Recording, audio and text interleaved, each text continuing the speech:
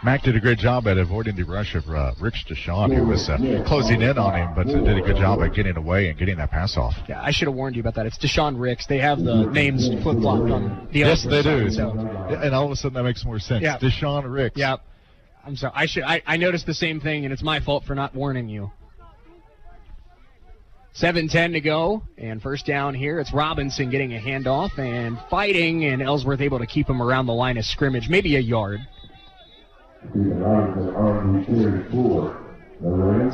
Although Ricks would be a pretty cool last name.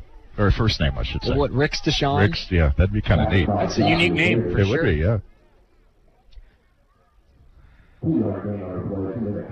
We'd have some pretty cool names on this team if it was the way it's written. We'd have Smith Canary. We'd have Washington Jaquavius. That would be interesting. That'd be pretty fun. Newhouse Andrew.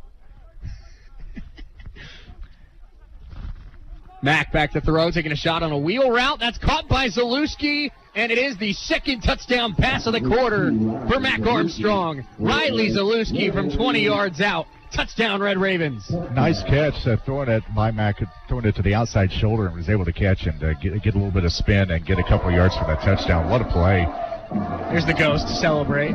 Hey, I mean, if you're going to penalize, you might as well celebrate too as a ghost. Oh, and great start to the day for the Red Raven offense. After all the frustrations in Hutchinson last week, Chris, they've had the ball twice. They've scored 2 touchdowns. You got to love that. Oh, yeah, no doubt. Snap, not the best. They're able to get it down. The extra point is good from Aiden Burgess. Riley Zalewski with a 20-yard touchdown catch. Ravens, 14-0. The big fella getting some love on the sideline. His 4th touchdown grab of the year. 14-0 Coffeyville. We're back in a minute.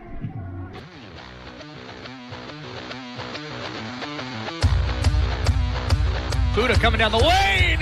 Right hand tomahawk. Rashid Kuda put it on a poster.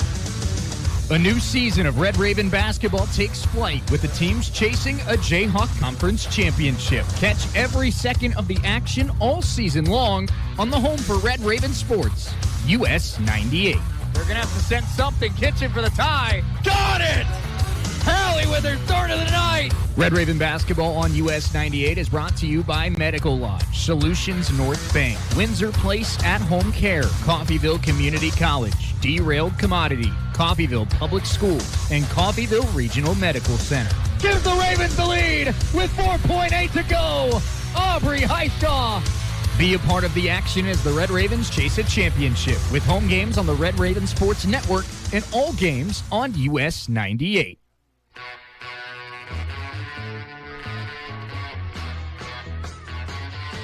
Aiden Burgess sends it away. This one will sail to about the 1-yard line and taken by Dante Farrell. Farrell trying to reverse field, and he's tripped up at the 9. Red Raven special teams has been phenomenal to start today. Thought he might get away, but a nice shoestring, if you will. If the returner was wearing Velcro, that may not have. He may not have gone down. And credit to the guys tackling on each of these first 2 kickoffs, but a special credit to Aiden Burgess. I mean, you can't place 2 kicks better than where he's put these first 2 kickoffs. No, that's for sure. I know there's not a drop zone, but good grief, couldn't place it any better if there was one.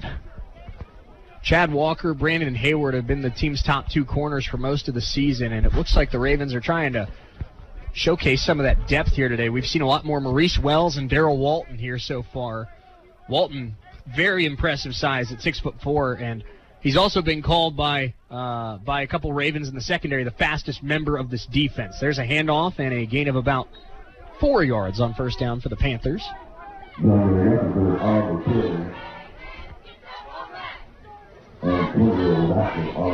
Top running back for this Ellsworth team is DeAndre Rutherford. He gets the football quite a bit. Very similar to the Daniel Swinneys of Iowa Western and the running backs at Cisco, where it's a very high usage for the running back. Here he gets another handoff, another 4 yards. It'll be 3rd and short for the Panthers. 4 yards per carry. I think Ellsworth would take that.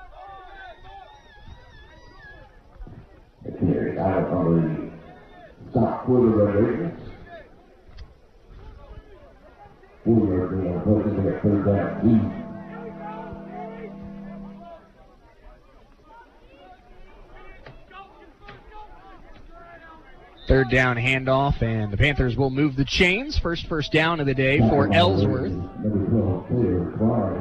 Tay Klein made the tackle for the Red Ravens. This Ellsworth team is not the same team the Ravens have played the last couple years, and the biggest reason for that, Chris, is they now have an identity and are a good offensive football team. Absolutely. Back to throw here on first down and trying to buy some time. And he does buy time, now looking downfield and overthrows his receiver Farrell in coverage, Bobby Deal and Darrell Walton. Again, if you're just now joining us, Ellsworth has worked a rotation of 4 different quarterbacks this year. Today, the starter is the Kansas City sophomore Drew Palakovich. And this is good practice for me with saying 8 international players' names tonight on the basketball broadcast, saying Palakovich for 3 hours. Yeah, that might work.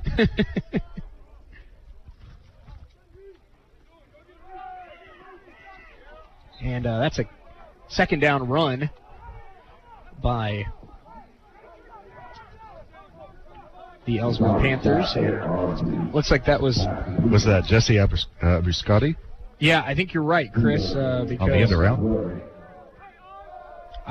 It's hard to up here when we're on 5th floor. Those 9s on the Panther roster almost look like zeros. That's true. Yeah. I was trying to find a 30 or a 20, and neither of those exist on this Panther roster. So, third down and 8 here for Ellsworth, and a big blitz, and all Palakovich can do is get rid of it. Cam Cyprian and A.J. Bracey came screaming in there, as did Maurice Wells. And correct me if I'm wrong on this. Maybe there was a receiver in the area, but and he was out of the pocket, wasn't he, when he threw that? So.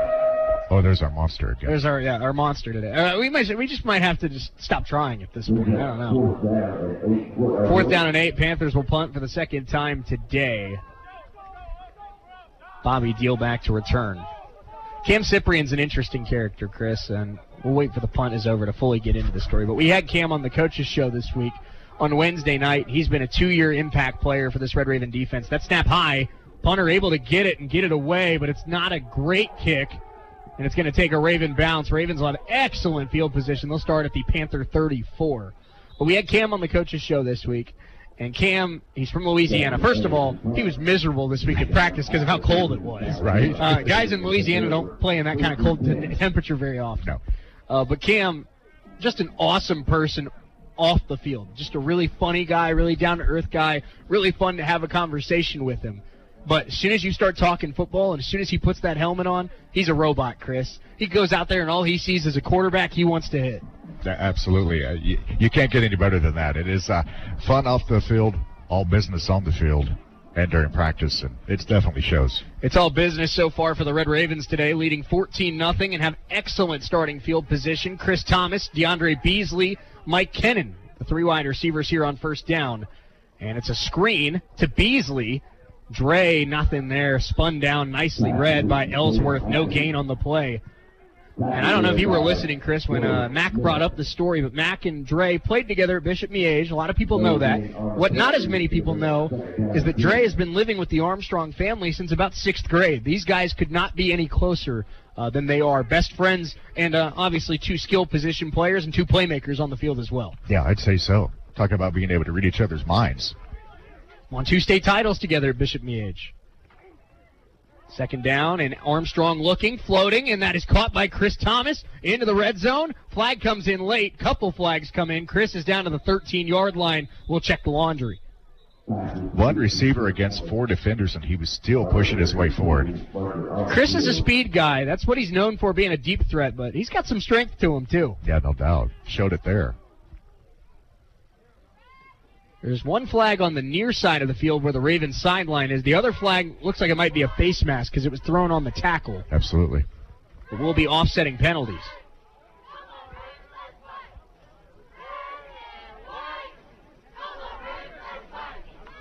The Raven Spirit Squad helping us get through the awkward silence. Yeah, we might as well just give up at this point. Oh, and it's going to be okay. So, okay, it is offsetting penalties. There was an ineligible receiver downfield for the Ravens. That was the near side flag. And then there was also a face mask against Ellsworth. So the penalty is offset, and we will replay 2nd down and 10 here for Coffeyville. That's a shame because that was a nice game. Clock will start.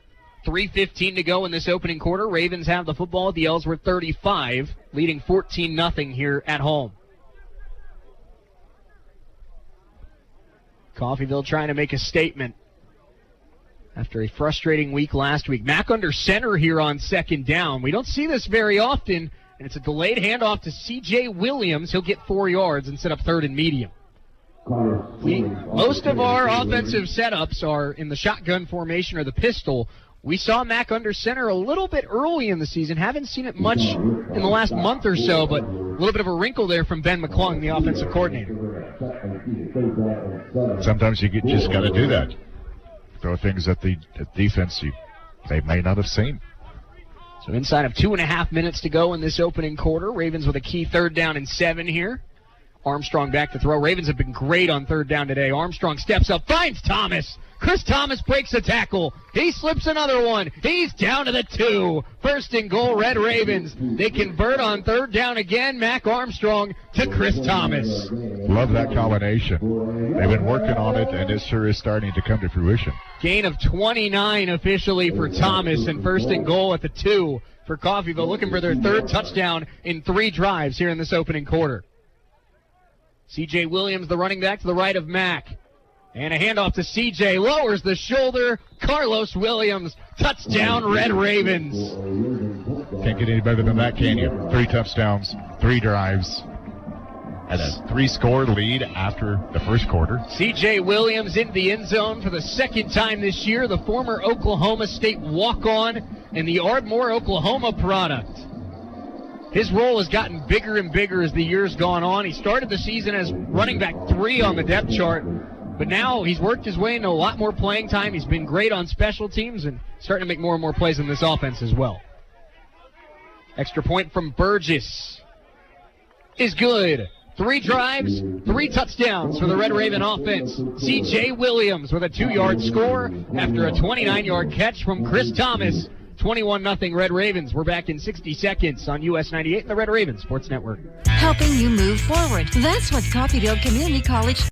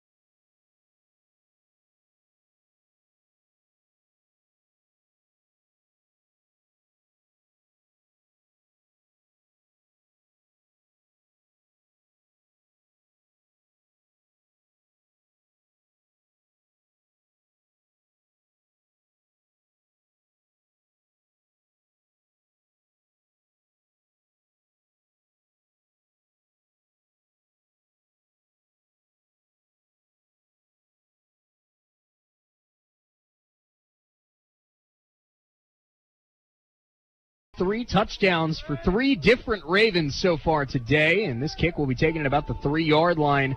Farrell again trying to reverse field, and he goes down at the 11, and I think he hurt himself. Oh, yeah, that doesn't look good. Looked like he tried to cut back towards this sideline. Dante Farrell looking at that right knee.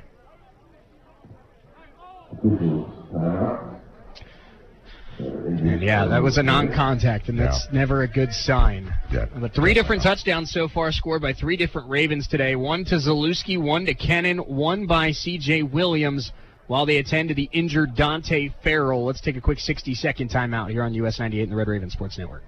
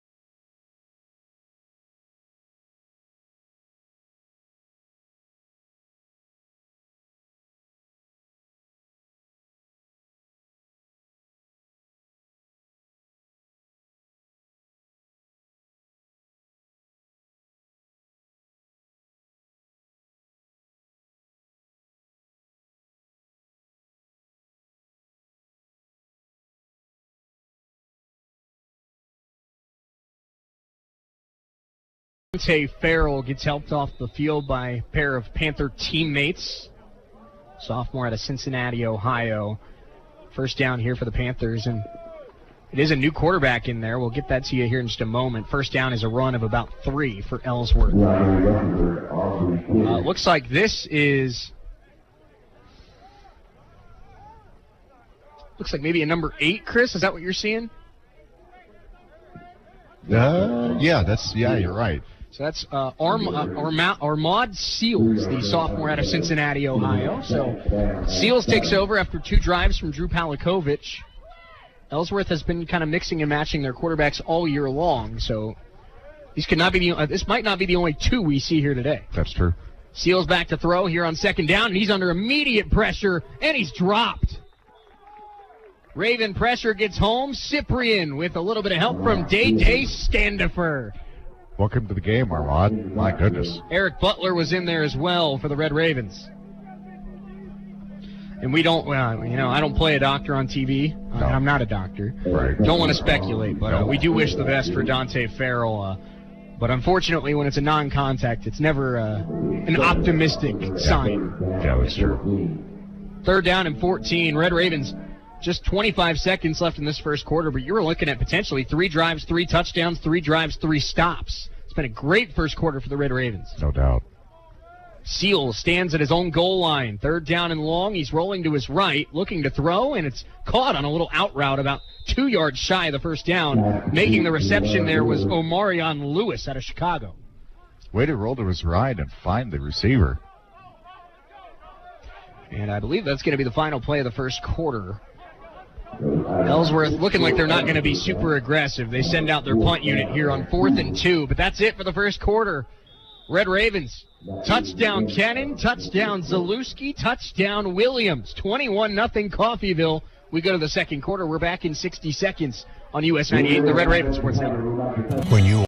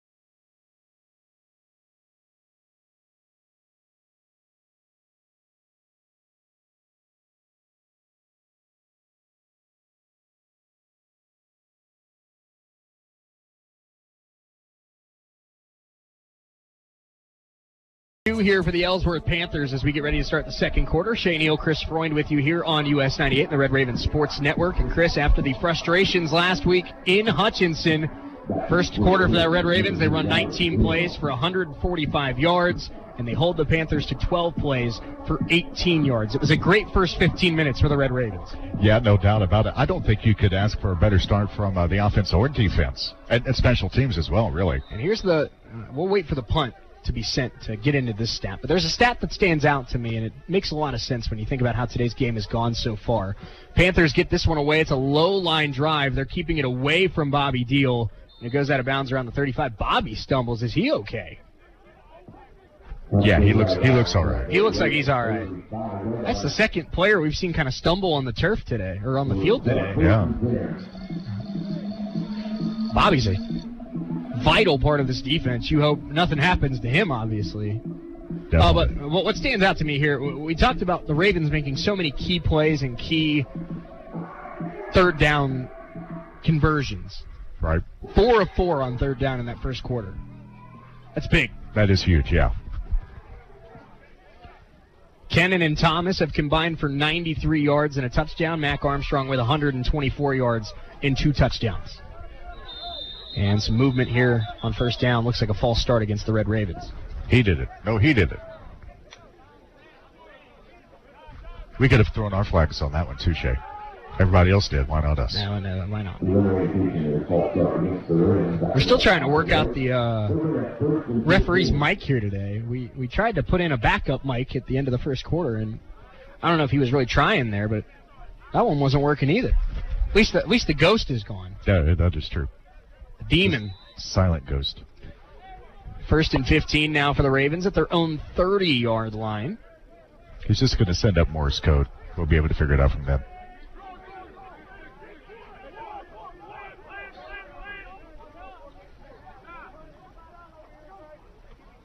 And Mack back to throw. Armstrong has plenty of time. Now rolls to his left. Mack has mobility. He takes off. He's going to run for about 7 yards. And a flag comes in late after a shove. On the sidelines there, that was Cade Francis, the sophomore out of New York. And looks like they're going to tack on 15 after a little bit of a late shove there on the Red Raven quarterback.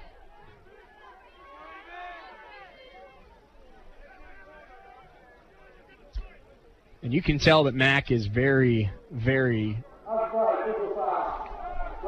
We got it! How about that, Chris? The ghost is gone. We got a working mic. Wow. You can see how much Mack Armstrong is liked by his teammates. He took a shove on the sideline, and Chris, there was immediately about 9 Ravens in the face of Francis there, saying that they were not okay with what just happened. Right. More or less. They probably didn't say it that way, but we can't say how they said it. Yeah, I think you said it just appropriately for broadcast. First down Ravens now at the Ellsworth 46. Tyler Jackson is in motion. Jet touch pass to Jackson. He turns the corner. Nice gain of about 5 on first down. It looks to me like he was, like the play was designed to kind of go more towards the sideline. He cut back a little sooner and was able to get some pretty good yards there on first down. And the good news is, on a play like that, there's no risk to it because it's a pass. If it's dropped, if there's a fumble on the exchange, it's just incomplete. So the jet touch pass has become more and more of a factor in college football over the last decade. Second down and 5. And they fake it to Williams. Now looking for Gage Meese. What a catch! Gage Meese, the freshman out of Dayton, Ohio. A flag comes in late. Oh, my goodness. How in the world did he catch that? Go up and get it. And is the flag excessive celebration maybe or taunting? Because I think Nick Dover's having a word with him. I don't know what that is. It was a first down signal, but I didn't see anything more than that. He signaled for the first down. It's an OPI. They're going to get him for the push-off. Still a very impressive catch from Meese. Incredible. He's wondering what he did. He's trying to get an explanation. Tell you what, it might not go in the stat sheet because of the penalty, but those here on the broadcast, we saw what just happened. That was a remarkable catch from the freshman Gage Meese. Yeah, no doubt.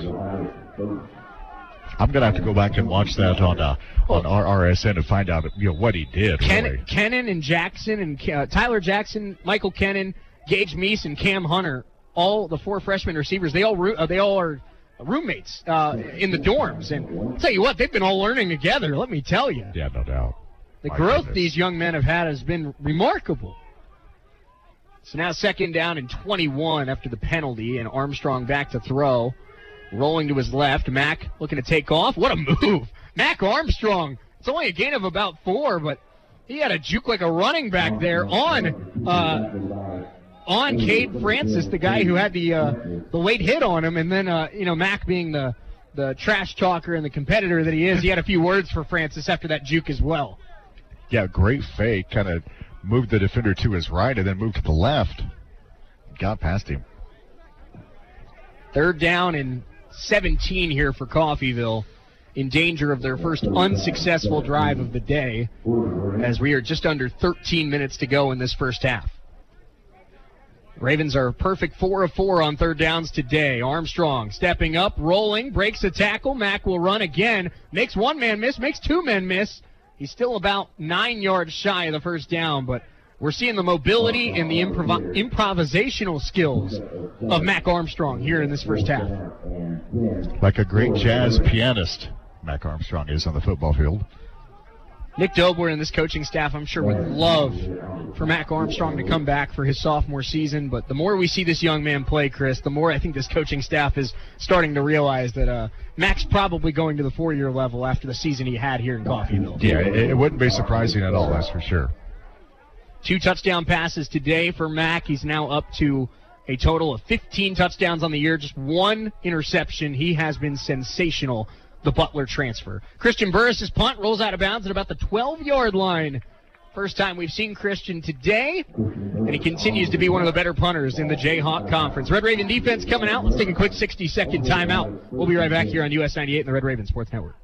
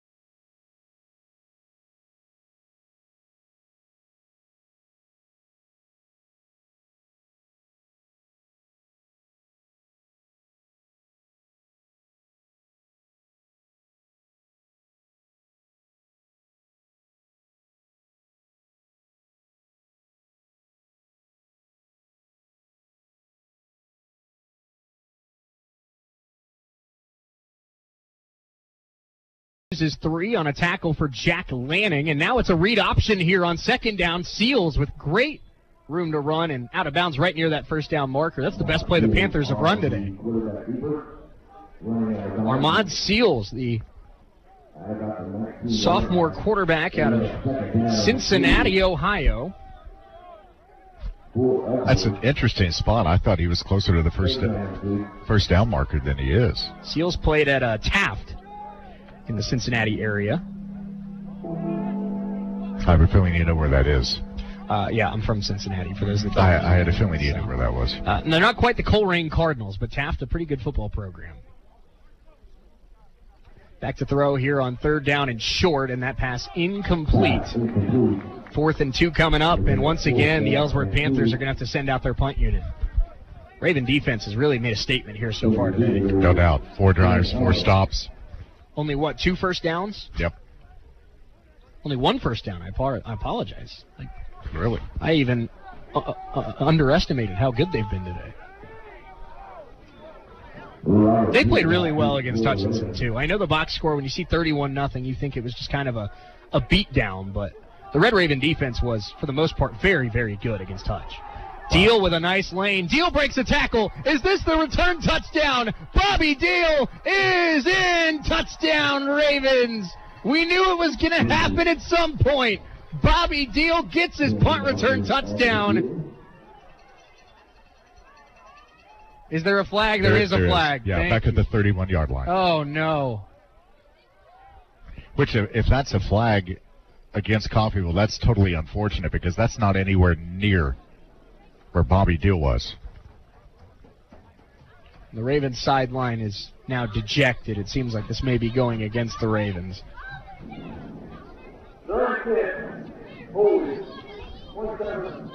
Oh, that's going to go on C.J. Williams for a hold. And we will have to wait a little while longer for our first Bobby Deal punt return touchdown. Oh, goodness. I really thought we had it there. I really thought that was the one. Man. We were told back in week 3 by Nick Dobler that he would be surprised if by the end of the year Diesel Solari and Bobby Deal had not taken a kick back for a touchdown. Right. We almost got Bobby's checked off right there. But now the Ravens will start back in their own territory after the hold.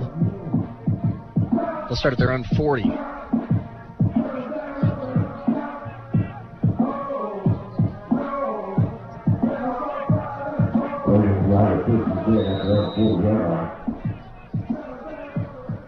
Is that what the ref said to Bobby Deal when he was going for his touchdown? No. Probably. No. First down, Ravens at their own 40. Mac Armstrong sends Riley Zalewski in motion. And it'll be an inside zone. Steve Robinson shot out of a cannon and a gain of 6. There's a lot of good running backs on this team, Chris, but I don't think there's any one of them that can go from 0 to top speed faster than Steve Robinson. You might be too young to remember the Wile E. Coyote cartoons where he's trying to get the Roadrunner and he stretches the Acme rubber band and then goes forward really fast. I know what you're talking about. Second down and 4. Handoff Robinson. He's going to have a first down into Panther territory up to the 49. The only difference with that is the rubber band didn't throw him into the ground. Yeah, that's right. With a big splat.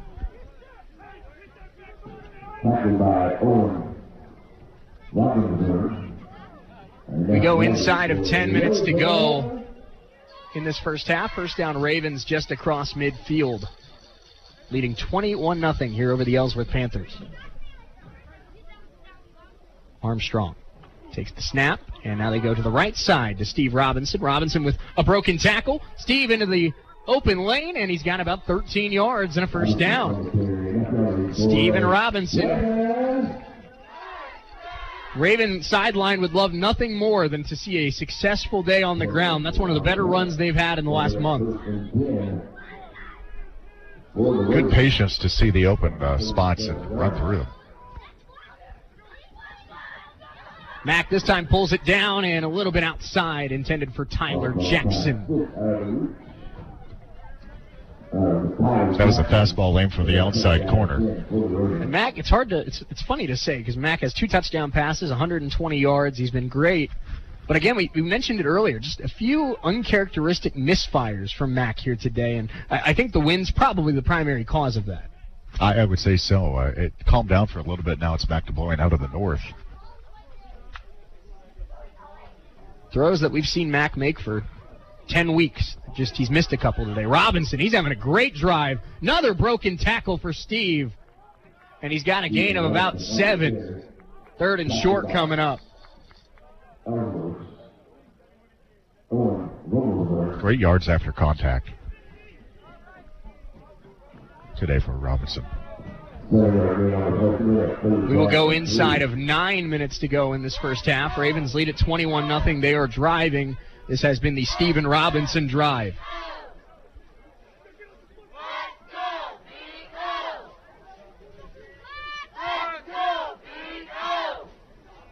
Third and 3, Armstrong will throw. Armstrong taking a shot up the sideline. Chris Thomas incomplete. Flag is out. Yeah, that was a pretty obvious hold, at least in my opinion, on the defender out there. And they're going to call it pass interference because it was while the ball was in the air.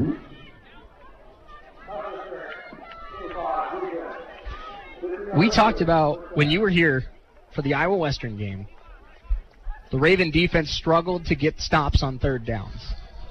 And we are seeing the flip side of that here today. The Panthers are struggling to get stops on third downs. That's what's allowed the Raven offense to have so much success today. Oh, absolutely.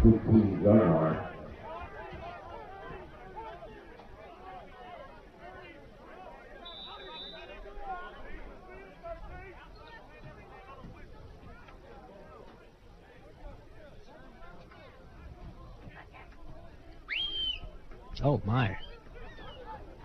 We had a squealing child down there that kind of caught me off guard. Somebody said, a squeaker or something like that. My goodness. That was deafening. Armstrong, handoff to the left side here on first down. That's Solari, and he's down to about the 12 on a gain of 3. When a squeaker makes the broadcast, you know it must be loud. No kidding.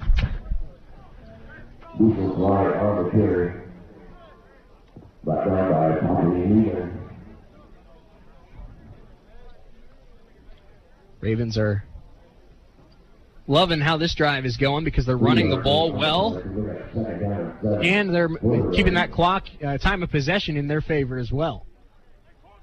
When you're up 3 scores, Chris, you just kind of want to, you don't want to lay off the gas pedal, but you kind of want to put it in cruise control a little bit. Absolutely. Mack, a keeper on a read option. He has space. Armstrong inside the 5, tackled at the 4. It's first and goal. Mack's such a competitor, man. I don't know how many quarterbacks would be willing to take the hit he just took. But he took it. I think he liked it. Yeah, not just against one defender, but 2 as well. I mean, And they both got pretty good licks on him. And I bet if you asked him, he'd say, that's football, baby. Yeah. We need that on a T-shirt. First and goal, Red Ravens, and just inside the 5-yard line. Armstrong, handoff, Robinson. Steve will walk into the end zone. Touchdown number 4 for the Ravens by the 4th different Red Raven. 1 for Kennan, 1 for Zalewski, 1 for Williams, and now 1 for Robinson. You could tell as soon as he got the ball on that handoff, you could just tell he was going to be able to go into the end zone. Hardly touched it all. Steve Robinson returned for his sophomore season after dealing with a foot injury for much of the year. And he has been very good in his sophomore season. Extra point is good.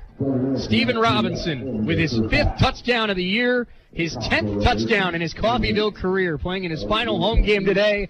It's touchdown number 10 for Steve Robinson. Ravens up 28-0. We're back in 60 seconds on US 98 and the Red Raven Sports Network.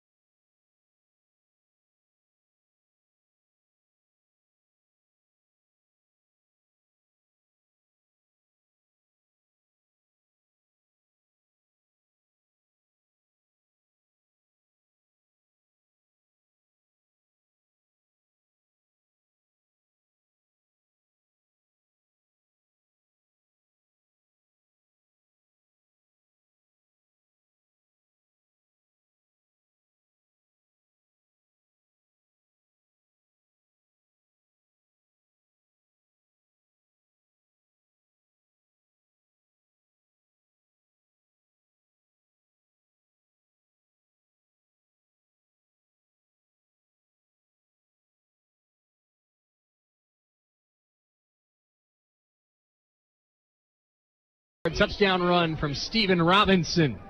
Shane O, Chris Freund with you here on US 98, the Red Raven Sports Network. This kick is taken at about the 11-yard line. Dangerously close to the sideline. This is the best kick return of the day for Ellsworth. They're out to about the 25. I'm almost surprised that they caught that. I'm almost surprised that they really didn't let it bounce and see if it would bounce out of bounds, to be honest. Yeah, I'm kind of with you there. I'll tell you what, US 98 and the Red Raven Sports Network, they're going to have to get used to us two here today. So we're just getting started. That's right. The best way to give your wife an anniversary gift is to be gone for 9 hours on 3 broadcasts. Well, happy anniversary to you and your wife, Rachel. Thank you, thank you. This is might be the 3rd straight year. It's at least the 2nd straight year that you've spent more time with me on your anniversary than your wife. Happy anniversary. Screen out wide to the right, and this will be a minimal gain of 2, maybe 3 for the Ellsworth Panthers. And are we back to Palikovic here? It looks like it. Is that 3? These Ellsworth jersey numbers are throwing me off a little bit. I believe that's Palikovic. Could also be the freshman Devin Holman. I can't tell if that's a 3 or a 7.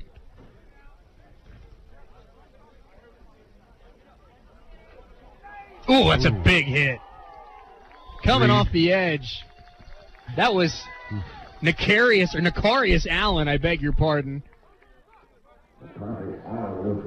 I don't think there was a number on that jersey. I think it was just a bullseye. My goodness. After that hit. My goodness, yes. And Jack Lanning missed a stretch of a game with an ankle injury, and that allowed Nicarius to get some extended playing time. And Jack has made some plays today. It's great to have him back out there on the field, but the Ravens have maybe found their next kind of young star in Nicarius Allen in the time that Lanning was out.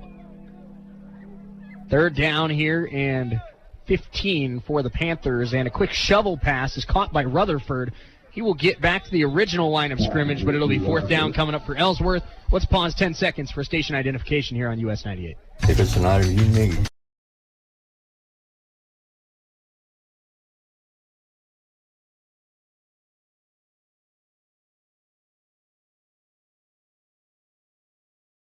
Half, 28-0 Ravens, and the Raven defense gets another stop Shane Neal, Chris Freund alongside with you here on US 98 and the Red Raven Sports Network. High punt. He got it. He's able to send it away. That's an athletic play by the punter. Fair catch is made at the 44. I can't believe that wasn't either blocked or snapped over his head. The fact that he was able to catch it and kick it was very impressive. How do you jump, come down with it, and still get that punt off? And actually decent. It was a decent punt. Not a bad one at all. No. Considering the circumstances. Shoot, yeah. I would have punted it backwards in that situation.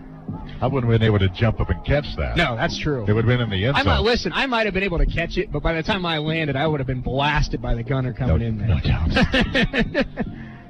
I'm a little taller than you, Chris. I think I probably could have snagged it. I was not kicking it, 100%. No. No, I would not have been anywhere near that. I wouldn't have even been halfway there. Thank you, Bon Jovi. 5:17 to go, first half. Ravens 28-0. Mac Armstrong starts this drive in the shotgun with 4 wide receivers. Armstrong takes the snap, back to throw. Mac setting up over the middle for Dre Beasley. It's caught inside the 30, down to the 29. A laser from Mac Armstrong right into the chest of DeAndre Beasley.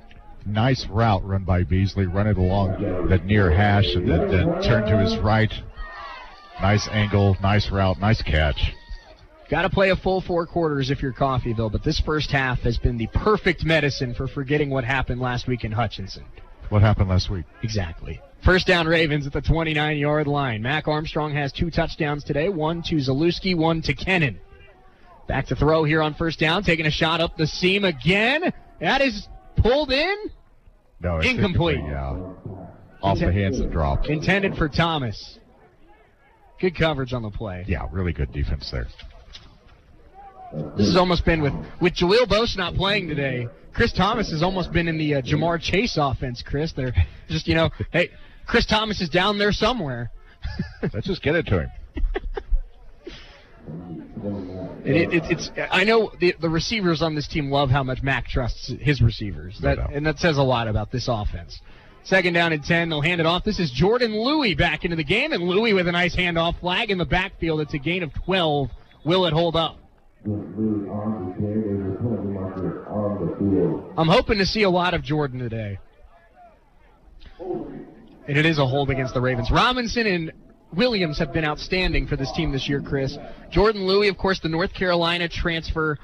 He's struggled to get some playing time the last couple weeks because he had a couple fumbles in back-to-back weeks against Highland and Iowa Central. But you see the talent with this young man and the skill set. And I think in a game like today where you're up 28-0 here in the second quarter, I'd love to see Robinson and Williams get a little bit of rest in the second half.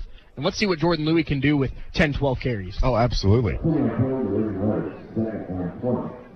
And it's not just Louie either. I mean, we could see Charles Morgan. We could see Diesel Solari. I mean, the Ravens are very deep in that running back room. Clock will start. Second down and 20 after the holding call. Louie in motion. And another flag here for the Ravens. Armstrong steps up, and for the first time today, he is sacked. And the man in the backfield there for Ellsworth was number 91, Emmanuel Safa Boyake. Again, they're getting me ready to say Wamba Galto tonight. Yes, they are. Offsides against the Panthers. The good news is Wamba's not going to, well, not good news for Wamba. Good news for me. Wamba's not going to be in the starting lineup tonight, so I do get a few minutes to kind of ease into it a little bit. Yes, that's true.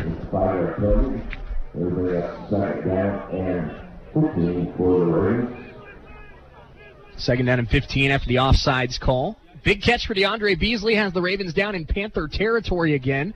For the third straight play, the running back is Jordan Louie for the Red Ravens. Louie moves to the right of Mac Armstrong, and they'll hand it off to Jordan, trying to go to his left. Now cuts back to the middle. Louie breaks one tackle, and he's inside the 30 down to about the 27, calling a gain of 7 for Jordan Louie. Louie did a great job at evading the tackle, but falling forward and getting extra yards when he was being tackled. He's a bull, Chris. That's amazing. There's a lot of good running backs on this team, but I don't know if there's any bigger and stronger than Jordan Louie. He is a bowling ball in the open field. I remember talking to one of the Raven linebackers. We'll wait for this 3rd and 8. We were talking to Raven linebacker Eric Butler. Here's the 3rd and 8, man in motion. That's Beasley. And Mack buying time. Mack rolling to his left. Mack will run, and Mack will get near the first down marker. He's probably about a yard short. He was reaching for it. He was reaching for that first down marker for forward progress. 63, Christian Davis was the one who wrapped him up, and it looks like it's going to be 4th and short. And we'll see what the Ravens decide to do here late in the first half. Looks like they're going to go for it. But we talked to Eric Butler very early in the season about Jordan Louis. And Eric Butler's a guy that's been on this team for 3 years. He's been a starter on this team for 2 years. And he said, when we asked him about Jordan Louis, he said, not fun to tackle. Not a fun guy to tackle. I'd say not. 4th and 2 here for the Red Ravens. 2:25 to go in this first half. RPO, Armstrong hooks up with his receiver. Flag on the play. It's a first down for now. Might be a hold on the outside. I'm going to guess it is a hold because the Raven coach is in the box next to us. I hear their reaction. Yeah, they don't sound happy. They don't. It doesn't sound like it was a 4th down conversion over there. Might be my favorite spot, or part of our spot, Chris, is we just get to hear what happens. Yeah, that's true. Real time. Real-time reactions. Mm-hmm.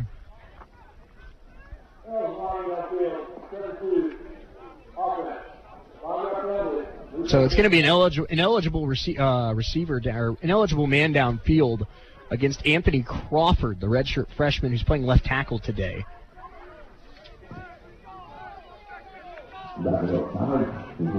That's going to make it a 4th and 7.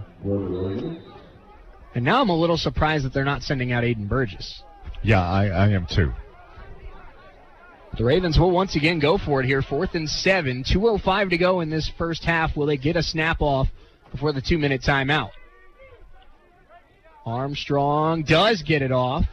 And now on 4th and 7, going to take a shot to the end zone. Got a step and just missing Chris Thomas. Incomplete. And the first stop of the day for the Ellsworth Panther defense. You know, as crazy as it sounds, that the wind might have affected that throw too. Just looking, it looks like the wind has kind of shifted directions a little bit. Swirling here today it is. In Memorial Stadium. Yeah, a little bit swirling, that's true. And I'm assuming they went for it because, now Ellsworth is going to have to go 74 yards in a minute 56. And as well as this defense has been playing. Yeah, you're up 28-0. You're not really pressing for points here at this point. Right.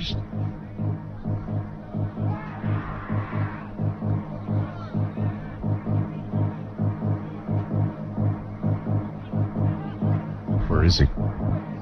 Edwin Diaz? No, yeah, exactly. Yeah, he's coming out there. Oh, okay. I was looking for Timmy Trumpet, honestly. Oh, I gotcha.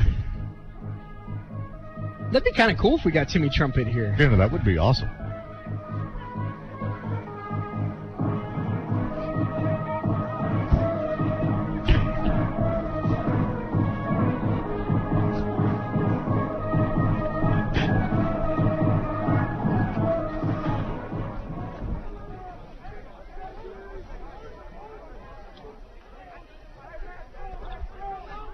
Got a referee running to get in a position.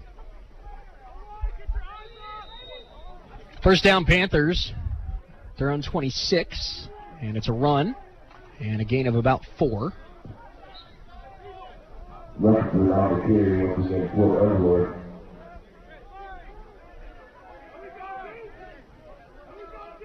Tackled by the Ravens, Chris Baker.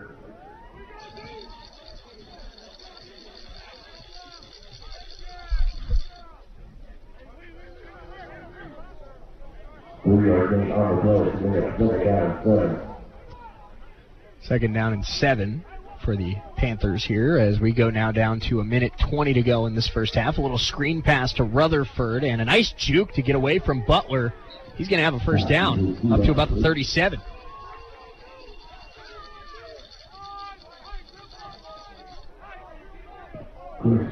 Yeah, Butler had a beat on him and a nice move to get away and get that first down.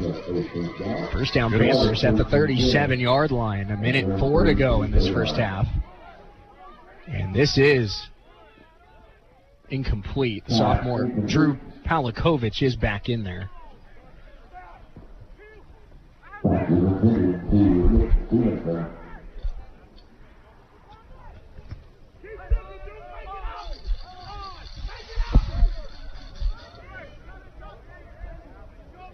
Lieutenant Guy 10, Fort Ellsworth.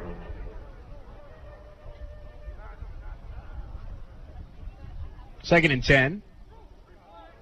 And it looks like this will be an offside, so free play and thrown away. There is a penalty marker on the field. One of the Raven defensive linemen jumped.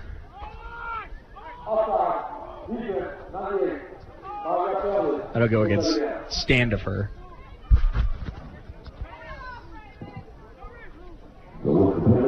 So far, really, that's the only thing that's kind of stood out to me a little bit as far as what the Ravens need to work on for the second half is the penalties.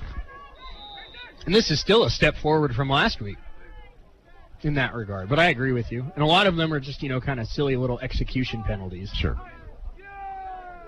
And that's something that Coach Dilber talks about. Penalties happen in the game of football, but True. Those sloppy false starts, offsides, those can't happen. Back to pass, Palakovic, and he'll just throw it away. Was chased by Cam Cyprian. Pass is incomplete. I'd probably run away as fast as I could if Cam Cyprian was chasing me too. I don't know. That looked like a good interception by one of the coaches. I think he was trying to run it back, too. Third down and 5, Fort Ellsworth. Stopped by a ref, incidentally.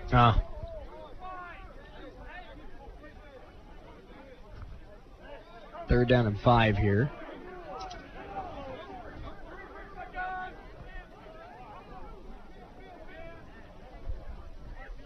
.49 seconds left in this first half, and stop play is blown dead, and right before Palakovic was going to get hit by Chris Baker.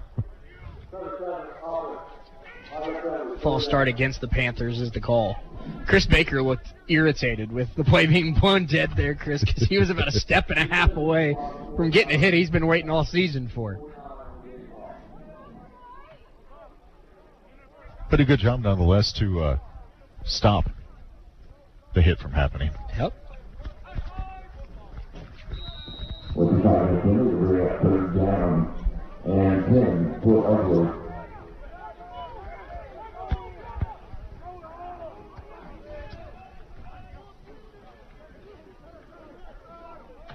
Pass over the middle is caught. That'll be a first down for the Panthers into Raven territory for the first time today. Ellsworth yelling at their offense to hurry up and get in line, get in formation. Ellsworth still has 3 timeouts. I'm a little surprised they didn't use one. That is true, yeah. Back to throw here on first down underneath. That one caught inside the 40 and now wrapped up around the 40. That's still no time. Are we not using timeouts here? What are they waiting for? There's 20 seconds left. Another snap. Palakovic incomplete. Darrell Walton in coverage.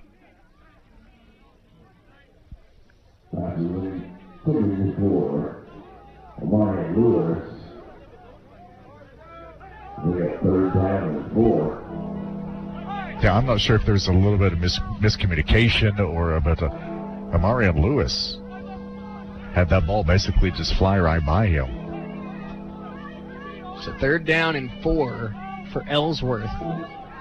They still have 3 timeouts, but now down to just 14 seconds.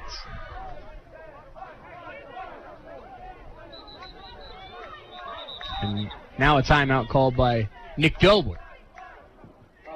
Not the coach I thought would take the timeout. That's the first timeout of the half. We waited 29 minutes and 46 seconds to get a timeout. Let's take a quick 60-second break. We'll be right back. Visit your local derailed commodity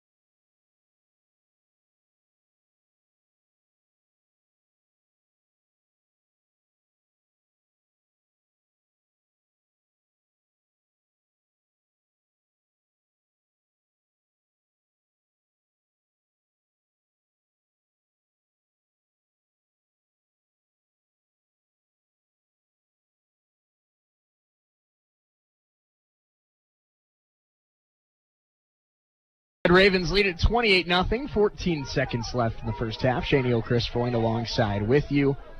And the Panthers back to throw. Pavlikovic taking a shot up the seam. That one, I believe, was caught. They're going to give it to him. Inside the 20. I believe that's Omarion Lewis again. It is. 6'2" freshman out of Chicago. That's the biggest play of the day for Ellsworth. Yeah. That was the same play they tried earlier. Now imagine if you had called a couple timeouts. We have 20 extra seconds. Yeah, my goodness. And now, a timeout. Timeout. Oh, Coffeyville's going to challenge the ruling of a completed catch. So Andrew Elrod filling in on the official replay today. Blaine Thornton out of town, our normal replay guy. So Andrew, he gets his moment in the spotlight here as we are under review. We'll have a result when we come back in 60 seconds here on US 98 and the Red Raven Sports Network. Education.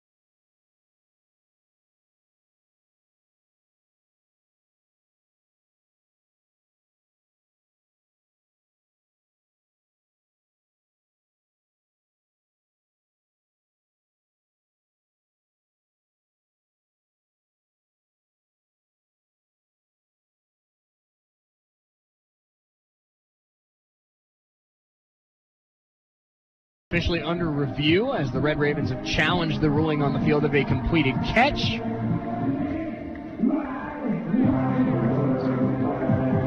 We'll see what the official ruling is. It looks like we've reached a verdict. That means the CRO did a great job. That's right. And they're going to say the ruling on the field stands. So Coffeyville charged a timeout. The catch is upheld. You got 8 seconds left. I mean, burning a timeout's not the end of the world. Exactly. So now the Panthers in the red zone, but just have 8 seconds left. Still have not called a timeout in this first half. Very strange. Very, very strange. What do you think, Shay? One play to the end zone, and if it doesn't work, go for the field goal? Yeah, I think so. But their clock management hasn't been what I would do. Pavlikovic throwing it out of the back of the end zone, incomplete with 1 second on the clock. And now do they send out the field goal team? And they do. They're sending out the kicker. Timeout. Well, they're going to use one. That's just so. You could have had an extra 30 seconds to work with. I am shocked that they are just now using their first timeout. And Matt White's been very successful so far in his time at Ellsworth. The program's development from last year to this year has been one of the better stories in JUCO. They've won 3 games this year. They've beaten 2 Jayhawk Conference teams this season. But that's just very strange clock management. You have 3 timeouts. What are you holding them for? They don't transfer over to the second half. It's tricky, Shay. I suppose Run DMC said it best. It's tricky. This will be a 34-yard field goal attempt for the Panthers. And this is Justin Anderson. Excuse me. This is Ben Denton, who's 3 of 9 on the year on field goal tries. Snap a little high, and the kick is blocked. Ravens running the other way. Eric Butler, there's a flag down. Butler down the sideline. He will go depending on the flag.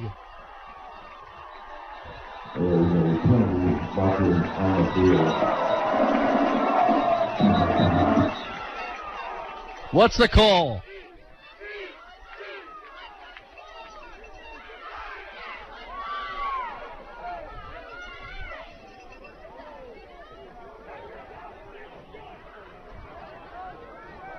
Pretty good hands there by our line judge. That was a 20-yard throw there from Eric Butler, and he caught it right in the chest. Hey. Good snag. No doubt. It's a former athlete right there. Looks like 5 of the 6 are converging, discussing. The other one's ready to go to the locker room. I think so. Not walking backwards. Not walking forwards. Not walking backwards. At least he's mixing it up. Yeah, that's true. Get in a mix of, hamstring and quad workout? Yeah. A little bit of calves in there, too. Yeah, exactly, yeah.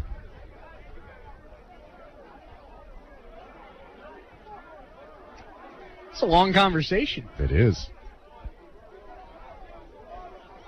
Okay, when we get to the locker room, I'm taking the pizza. What are you having? I'm going to go with a couple chicken tenders and a sandwich. That sounds good. Maybe a cookie, too. Oh, a cookie would be very good.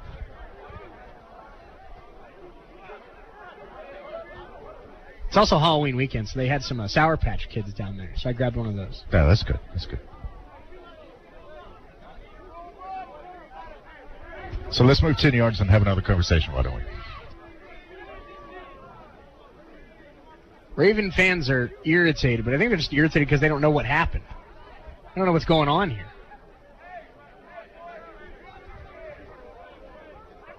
What's going on here? Nick Dobler's wanting to know. Okay, let's walk into... Have we reached a verdict? Here we go.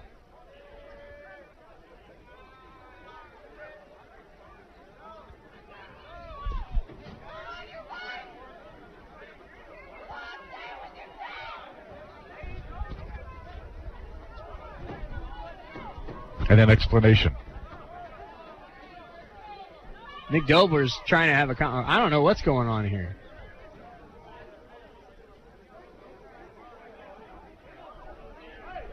Can we just put 15 minutes on the clock? Never mind. I don't know if Nick Dobler knows what's going on here.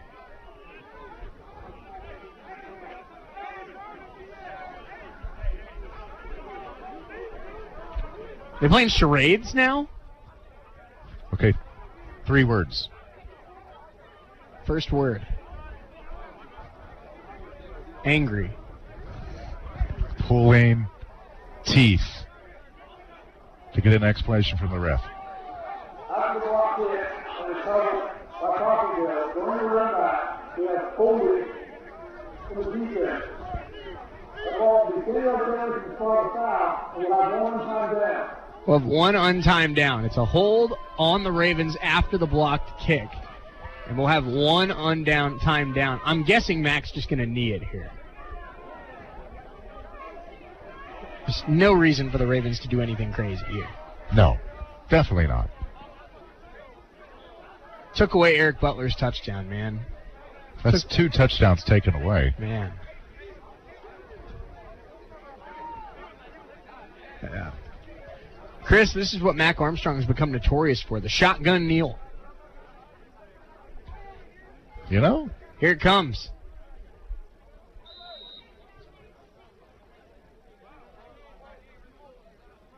Perfect delivery.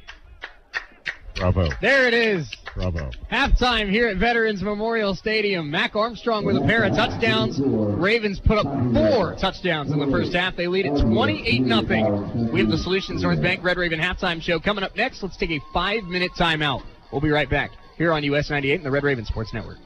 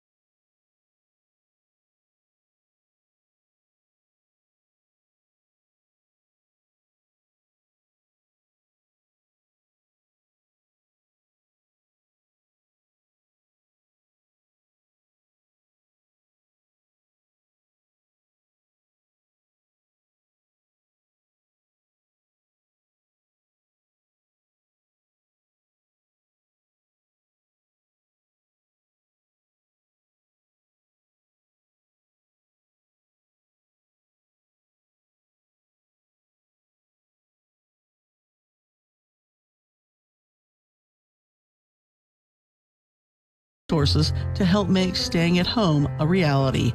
Find out more about what Windsor Place at-home care can do for you. Visit windsorplace.net. Why be just an account number when you can be you? At Solutions North Bank in Coffeyville, you're more than a number, you're an individual. The folks at S&B are your neighbors. They're just like you. We understand whether it's individual or business, you have your own unique needs in a bank, and we're here to serve those needs. Neighbors serving neighbors. Experience the S&B way. Solutions North Bank in Coffeyville. Member FDIC.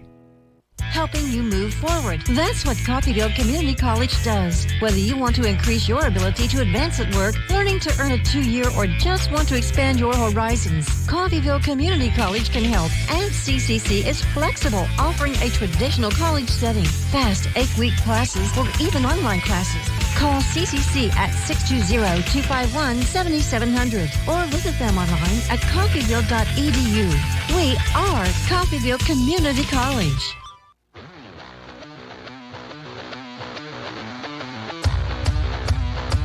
Kuda coming down the lane. Right hand tomahawk. Rashid Kuda put it on a poster. A new season of Red Raven basketball takes flight with the teams chasing a Jayhawk Conference championship. Catch every second of the action all season long on the home for Red Raven Sports, US 98. They're going to have to send something. Kitchen for the tie. Got it! Hallie with her third of the night. Red Raven basketball on US 98 is brought to you by Medical Lodge, Solutions North Bank, Windsor Place at Home Care, Coffeyville Community College, Derailed Commodity, Coffeyville Public Schools, and Coffeyville Regional Medical Center. Gives the Ravens the lead with 4.8 to go. Aubrey Heistaw. Be a part of the action as the Red Ravens chase a championship with home games on the Red Raven Sports Network and all games on US 98. Visit your local Derailed Commodity showrooms for huge savings during our annual Yellow Tag Sale. Once a year, we slash our everyday low prices to make room for new shipments. You'll find discounted products store-wide marked with yellow tags. Carpet, luxury vinyl plank, hardwood, sheet vinyl, ceramic tile, furniture, and much more. We can help you freshen the look of your entire home. Take advantage of the great savings at Derailed Commodity Flooring and Furniture with locations in Brazelton and Independence, Kansas, and Joplin and Butler, Missouri. Great schools don't happen by accident. They're built through dedication, high expectations, and community support. In Coffeyville, we're committed to providing every student with the tools they need to succeed, whether that's in the classroom, on the field, or in life. Our partnerships with local businesses, healthcare providers, and community organizations ensure students gain real-world experience and career readiness. Together, we're preparing tomorrow's leaders today while strengthening the workforce of tomorrow. I am Dr. Craig Correll, proud superintendent of Coffeyville's Public Schools. In a life-threatening emergency, physicians matter. That's why at Coffeyville Regional Medical Center, we staff our emergency room with emergency medicine physicians 24 hours a day, 7 days a week.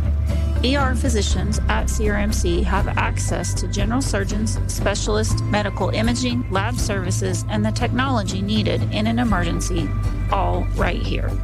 If you are faced with a life-threatening emergency, insist on the best and say, "Take me to CRMC."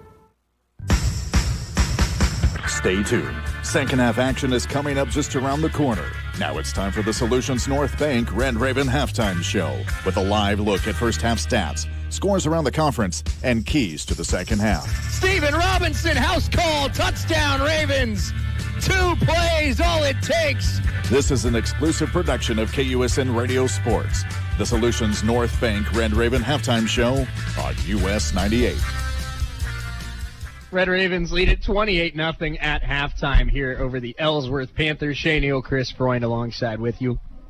Chris, I got through two chicken tenders and about a half a piece of pizza. Hey, you're doing well. So at break number, when we take our next break, I'll get through the other half of the pizza, the sandwich, and the cookies. Yeah, I mean, that's the game plan. That's a good plan. What are you working on over there? I had a chicken tender, and I'm finishing a sandwich, and I think I'll be good for a little while. There you go. Got to get to Nellis. And Dirk Andrews is going to offer us popcorn at Nellis. He always does. Does he really? Well, that's tradition. You know, we can't break tradition. That's right. I don't think we can anyway. I wouldn't mess with it. No.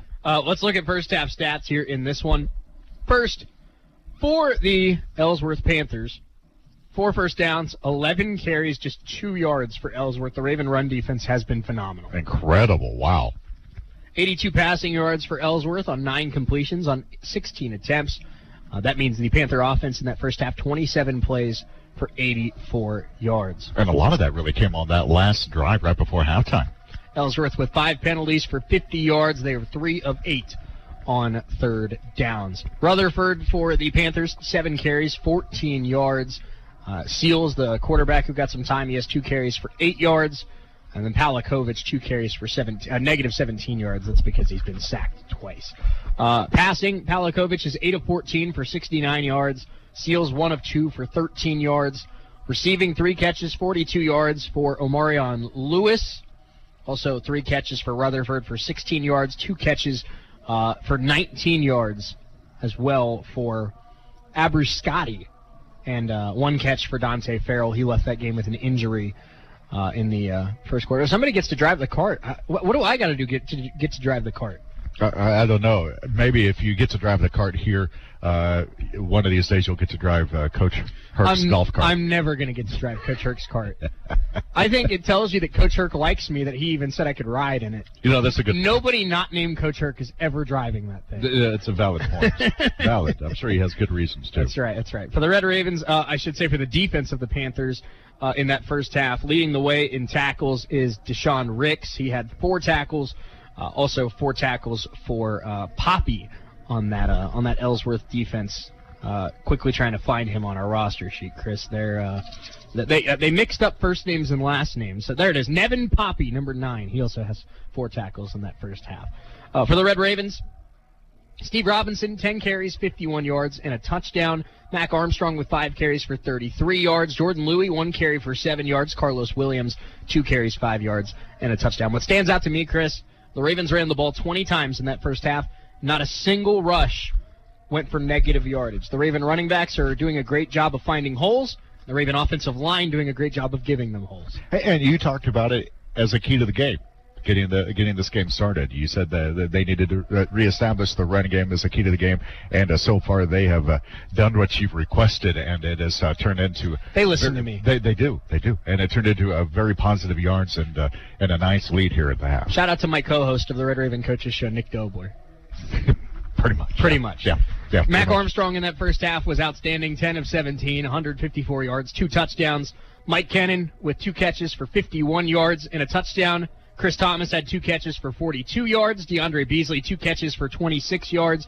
Tyler Jackson, 2 catches for 6 yards. No Jaleel Bose today. He was dealing with a little bit of a back injury. He suffered in the Hutch game. Was kind of limited in practice all week, but this offense playing pretty well without Jaleel today, but I know they're excited to get him back next week for Dodge City. Oh, absolutely. Can't wait to get him back. But how many times did you say a receiver had 2 catches? They're spreading the ball out so well in that first half. They are. Christian Burris punted 1 time for 35 yards in that first half. Robert Deal with 2 punt returns for 3 yards. Had a punt return for a touchdown that was wiped out by a hold. And then for leading the way for the Raven defense today, 3 tackles, a sack for Caleb Stewart, 2 tackles for Antonio Sandal Bascom, 2 tackles for Tay Klein, 2 tackles and a sack for Eric Butler. Red Ravens, how'd they get their 4 touchdowns? Well, with 11:46 to go in the first quarter, Michael Cannon caught a 42-yard touchdown pass. That made it 7-0. Later in the first quarter, 6:28, Riley Zalewski with a 20-yard touchdown catch from Mac Armstrong, 14-0 Ravens. Later on in the third quarter, yes, Ravens scored 3 touchdowns in the opening quarter. C.J. Williams with a 2-yard touchdown run. That made it 21-0. That was the score until about the midway point of the second quarter when Steve Robinson had a 5-yard touchdown run. It's 28-0 Ravens here at the break. It's the Red Raven Halftime Show brought to you by Solutions North Bank. We'll get you some scores from around the Jayhawk Conference coming up a little bit later. Butler and Hutchinson go head-to-head tonight. Also, first day of basketball season was yesterday, so we have plenty of scores from around the Jayhawk to talk about for basketball season as well. And the Red Raven soccer team in Arc City today taking on Cali in a playoff matchup. So let's take another 4-minute timeout. We'll have much more here on the Red Raven Halftime Show right after this on US 98 and the Red Raven Sports Network. When you or your loved ones need help, you can rely on Medical Lodges. For more than 50 years, Medical Lodges has been serving the area with multiple skilled nursing facilities, assisted living facilities, and home health locations in Kansas. They even have facilities in Missouri and Oklahoma. Services include rehabilitation, adult daycare, and home health assistance. You and your loved ones can lead enhanced lives with the caring and loving hands of the compassionate staff at Medical Lodges. Your home is, well, it's your home. It doesn't get much more personal than that. So whether it's a mortgage for a new home or refinancing your existing home, make it personal with your neighbors at Solutions North Bank in Coffeyville.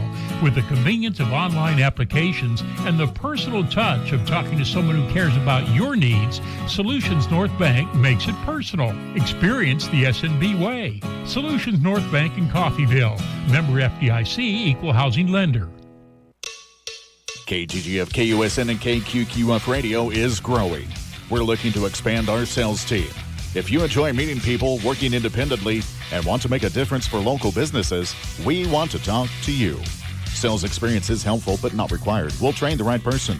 For more information or to apply, call 620-251-3800. That's 620-251-3800. Come grow with us at KGGF, KQQF, and KUSN Radio. Peace of mind. That's what you get when you or a family member can stay in your home when health issues arise. Windsor Place at-home care makes staying at home possible. Whether it's a disability, aging, or illness, Windsor Place at-home care has the staff and resources to properly support you in the comfort and familiarity of your own home. Specializing in working with Medicaid patients, providing in-home support and care, Windsor Place at-home care is there for you. Find out more, visit windsorplace.net. Now, keeping up to date is easy, no matter where you are. Equity Bank brings you KGGF text alerts, severe weather, sports scores, breaking local news. They're all as close as your phone with KGGF text alerts. It's easy to sign up. Just go to kggfradio.com, follow the link for text alerts, and select your options. Keep up to date anytime, anywhere with KGGF text alerts powered by Equity Bank. Visit your local derailed commodity showrooms for huge savings during our annual yellow tag sale. Once a year, we slash our everyday low prices to make room for new shipments. You'll find discounted products store-wide marked with yellow tags. Carpet, luxury vinyl plank, hardwood, sheet vinyl, ceramic tile, furniture, and much more. We can help you freshen the look of your entire home. Take advantage of the great savings at Derailed Commodity Flooring and Furniture with locations in Brazelton and Independence, Kansas, and Joplin and Butler, Missouri. Mahomes takes the snap in his left knee, keeping the feet alive, sings it late for the end zone, it's caught, touchdown, Kansas City, and Travis Kelce with the catch. Sunday, the 5-3 Chiefs travel to Buffalo to face the 5-2 Bills at Highmark Stadium. Pregame starts at 2, right here on your home for Kansas City Chiefs football. The mighty 690 KGGF. Kansas City Chiefs football on the Mighty 690 is brought to you by Hiccups Liquor, Independence Heating and Air, Ashcraft Tire and Auto, VFW of Independence, Buck's Barbecue, Kansas Lumber of Coffeyville, Sports Zone Liquor, Great Plains Federal Credit Union, H&R Block of Coffeyville, and Farmers Union's Midwest Agency's Chris Norvett. The Chiefs travel to Buffalo to take on Josh Allen and the Bills. Coverage begins Sunday at 2 on your home for Chiefs football, the Mighty 690 KGGF.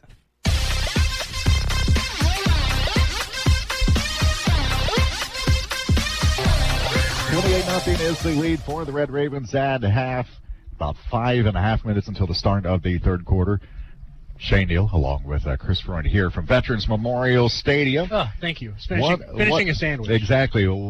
Game 1 of 3 on the Red Raven Sports Network in US 98. Busy day. Busy Let's day. get you some scores from around the Jayhawk here as we continue the Solutions North Bank Red Raven halftime show. Iowa Western beating Garden City 21-14. That game at halftime. Dodge City on top of Independence 3-0 at the half. In terms of basketball, that got started yesterday. Some scores from yesterday. We start on the women's side of the conference, and Johnson County 70-65 over Murray State. Lamar beats Neosho 77-55. At the D1 level, Dodge City over Salt Lake 67-52. Seward County with an overtime win over Otero 91-85. Barton falls to Collin County 66-36. Pratt with a big win over Western Oklahoma State 68-59. Garden City 108-37 over Trinidad State. Hutchinson gets a win as well over Southeast 77-58. Independence falls to Southwestern Illinois 89-57. On the men's side yesterday, Barton over Arizona Western 74-67. Hutchinson over State Fair 78-71. Big day for Bobby Cannon, 22 points, 14 rebounds. Pratt falls to Indian Hills 78-63. And then a big win for Independence over Labette 96-83. Cloud County with the win as well. Garden City gets a W as well. In today's action, Pratt already got a win today over William Penn, 92-47. We'll also see Colby in action today. Hutchinson takes on NEO this afternoon. Cloud County, Seward County, and Dodge City are all in action today as well. Second half coming up next. Let's take a 3-minute timeout. We'll be right back here on US 98 and the Red Raven Sports Network. Helping you move forward. That's what Coffeyville Community College does. Whether you want to increase your ability to advance at work, learning to earn a 2-year, or just want to expand your horizons, Coffeyville Community College can help. And CCC is flexible, offering a traditional college setting, fast 8-week classes, or even online classes. Call CCC at 620-251-7700 or visit them online at coffeyville.edu. We are Coffeyville Community College. Does your business need radio communications facilities? KCD Towers has tower space available. They can meet your needs in Chautauqua, Montgomery, and Labette counties in southeast Kansas, and Osage, Washington, and Nowata counties in northeast Oklahoma with expanded coverage across the area. Tower space for cellular or two-way communications? Let's talk. Call Kevin Potter, 918-336-1001, or go online to bartlesvilleradio.com and click on Rent Tower Space under the Contact tab. Start your communications outreach today. Education is the foundation of our community's future. Every day, our teachers, staff, and students work together to build something extraordinary right here in Coffeyville. From our innovative programs to our championship teams, we're creating opportunities that keep our best and brightest right here at home. When we invest in our schools, we invest in our children's dreams and our city's tomorrow. That's why I'm proud to serve this incredible community and work alongside families who believe in excellence. I am Dr. Craig Carell, proud superintendent of Coffeyville's Public Schools. When you choose Coffeyville Regional Medical Center, our dedicated team of surgeons, anesthesia, nurses, and other medical professionals are focused on you and your health. Our board-certified general surgeons provide expert surgical care close to home. From a routine colonoscopy to a life-saving mastectomy, the general surgeons at CRMC are equipped to handle many types of surgical procedures. For more information, call CRMC Medical Group at 620-252-1639.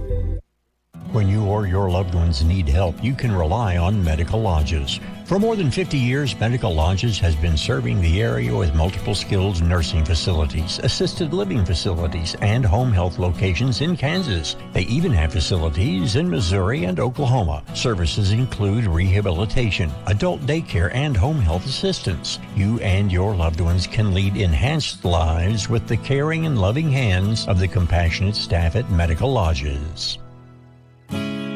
Community involvement. It's more than just a slogan at Solutions North Bank in Coffeyville. It's what we live. We're there supporting and cheering on your kids' teams. We're there in the trenches with you at work, offering real financial solutions to your company. We're there as members in the same social and civic organizations that you are. We're family. Experience the SNB way. Solutions North Bank in Coffeyville. Member FDIC.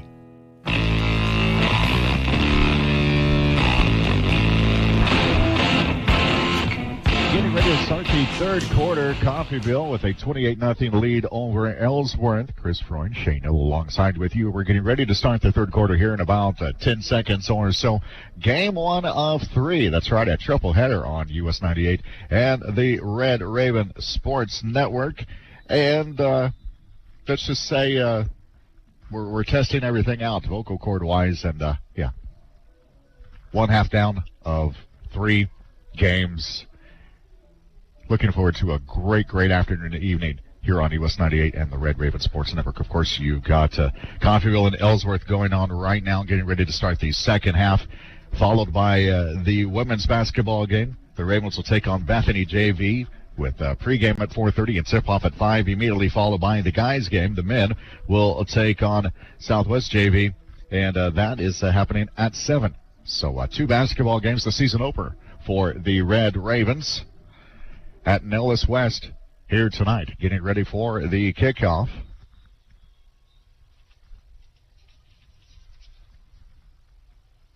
Getting everything lined up, and of course the ball would fall off the tee. I think they're just going to go ahead and go with a holder just to be safe.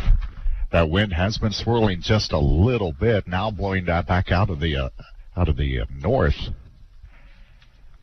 and it looks like Jalen Atkins will hold for Coffeyville, and the lefty kicker. Shorter kick going against that wind. In fact, it goes out of bounds.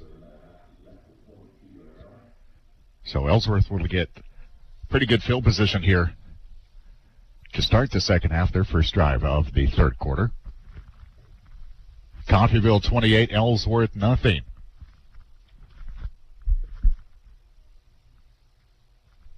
And we'll see which quarterback is behind center here for Ellsworth. They've used a couple of different ones.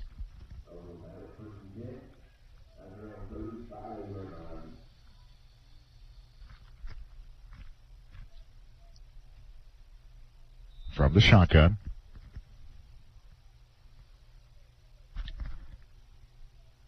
Stevenson in motion, a handoff, and it's ball is loose somehow. It got tipped up in the air, and the Ravens have it, and they're running it back. That's a fumble on the first play of the second half by Ellsworth. Ravens take over at the 25-yard line, and it was a whole host of Ravens knocking that ball loose. I'm not sure if it was a bad exchange or a fumble, but either way, it bounces right into the Ravens' hands, and Ravens will take over on Ellsworth 25-yard line. One play, one fumble for Ellsworth here in the second half. I guess I should just stay out of the box, huh?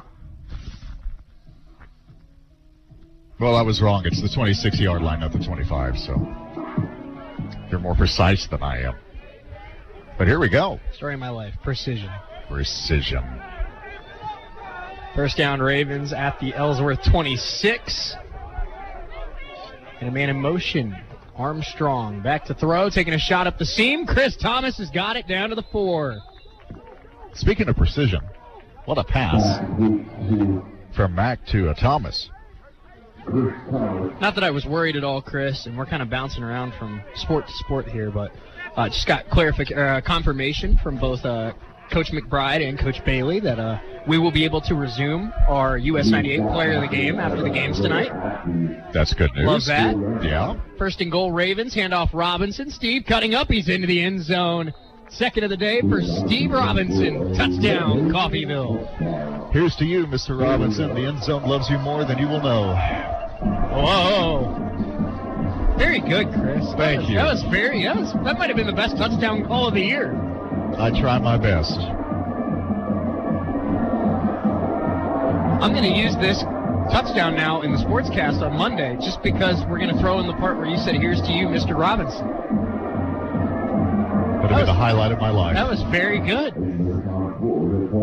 Aiden Burgess out for the extra point. Snap, hold, and kick are good. Ravens in the end zone after the takeaway. Early second half, 35-0 Coffeyville. We're back in 60 seconds here on US 98, the Red Raven Sports Network.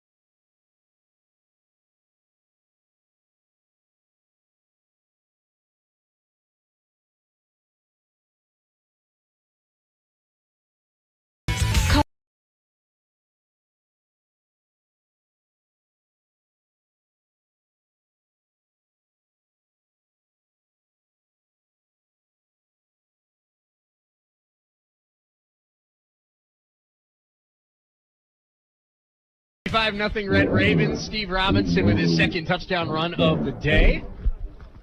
Shea Neal, Chris Freund alongside with you.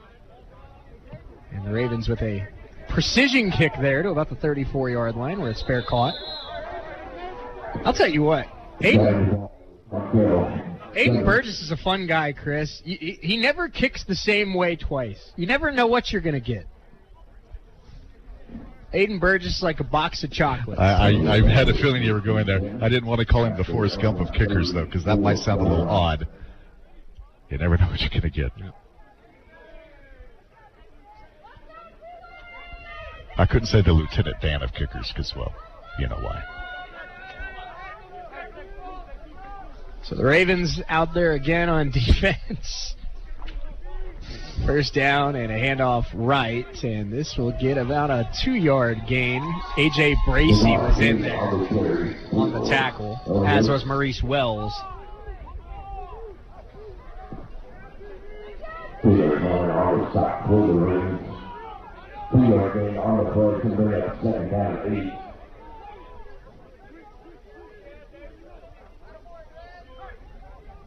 Second down and 8 here for the Panthers.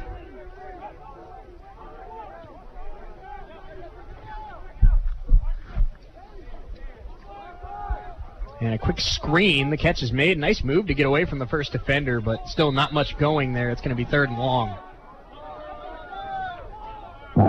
Yeah, nice comeback to get that reception and got a couple extra yards after the catch.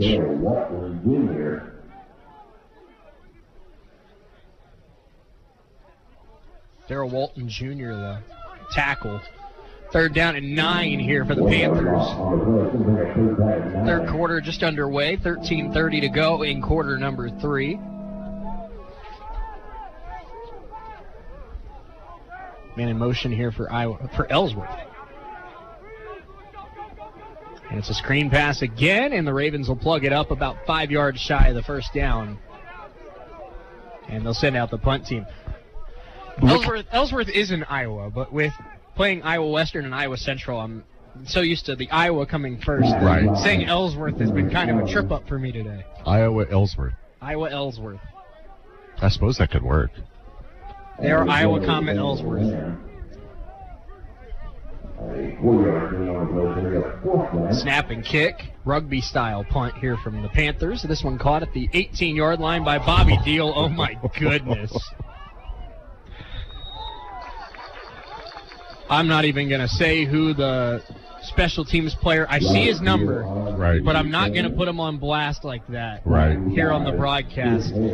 But Bobby Deal put him on ice skates. Wow. Here we go. Psych! When do you think, it's still the starters right now, Chris, but when do you think we potentially maybe see backup quarterback Brady Driver get put in there for the Red Ravens? You know, it wouldn't surprise me. One more score, perhaps? Yeah. Or maybe the fourth quarter, whichever comes first. I'm not sure. Zalewski, the man in motion. First down, Ravens at their own 26. Mack rolling right. Armstrong sets up, fires downfield. Lot of contact. No flag intended for Michael Kennan. I feel like we've had very similar amounts of contact B flag today, but incomplete. Kennan's gotten some tough breaks from the officials this year. He had a touchdown that a lot of people thought he caught against Western that was called incomplete. Right. He had a touchdown wiped out by a delay of game call against Iowa Central. Michael Kennan's had some big plays this year that have been wiped out because of officials. Against Iowa teams. Against Iowa teams. What in the world? Zalewski, the man in motion. They fake the handoff to Williams. A quick slant to Thomas. Incomplete.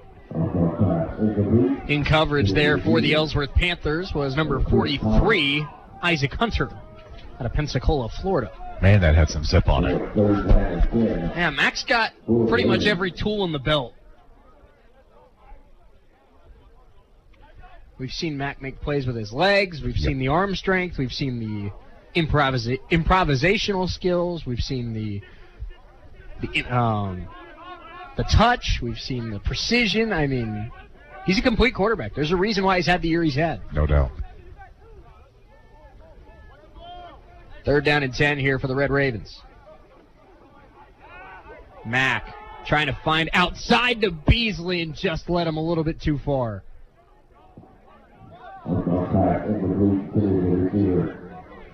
4th down coming up for the Ravens for the 2nd time today. We'll see Christian Burris about to punt it away. Let's pause 10 seconds for station identification. The best in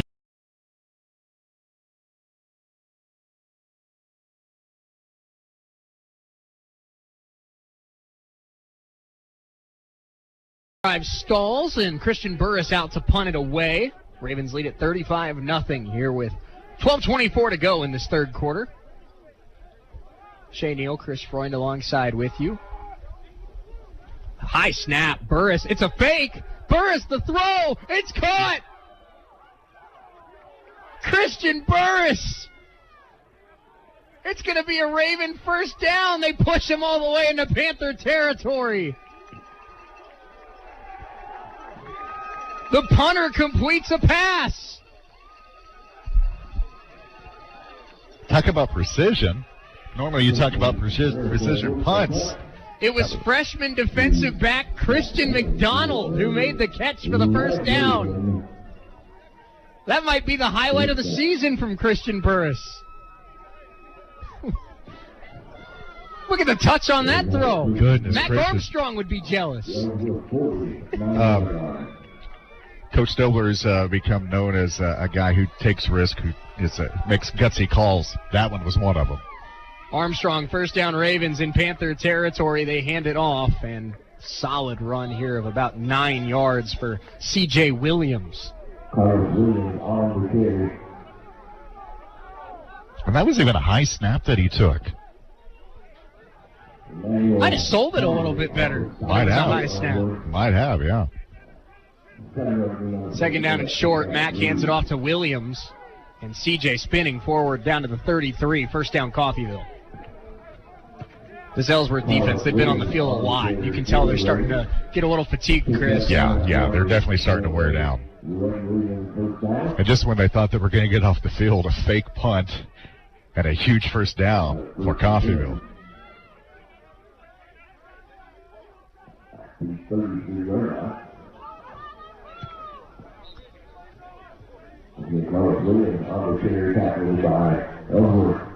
Goodness gracious. Just when you think that drive's going to stall, Shay, they pull that out of the playbook. Absolutely. Have that conversation with our producer back in the studio. I'm not trying to ignore you, Chris. No, I totally understand. I wasn't listening to what I was saying either. 2nd down and 7 here for the Ravens. Kennan, the man in motion, and it's an RPO, and it's Tyler Jackson down to the 13-yard line. A bullet from Mac Armstrong. 1st down Ravens. A great fake, a great throw and catch closer to the end zone.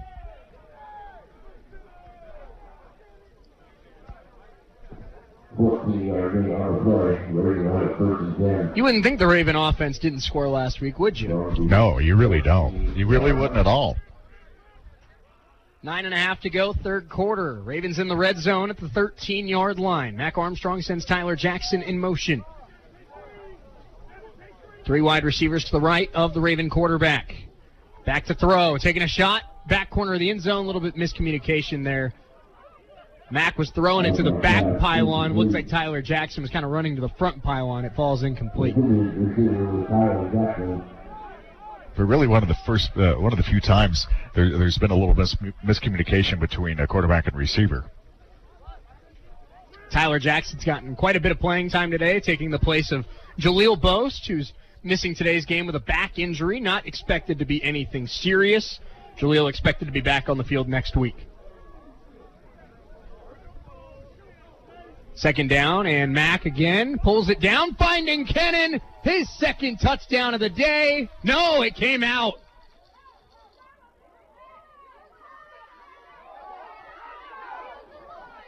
And again, Kennan has a touchdown taken away.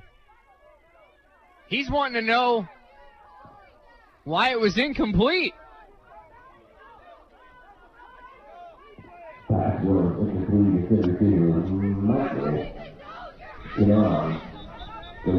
Third down. Are we going to review it here? And 10 for the Ravens. Kind of looks like it. Yeah, we're going to take a look at it. For the second time this year in the very same corner of the end zone, a Michael Kennan touchdown is under review.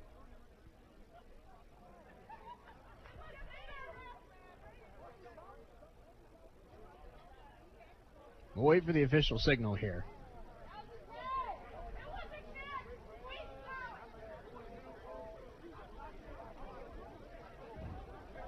Previous flag, official back again.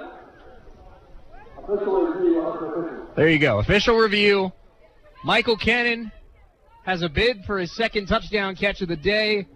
We will see what the call is. We're back in 60 seconds here on US 98 and the Red Raven Sports Network.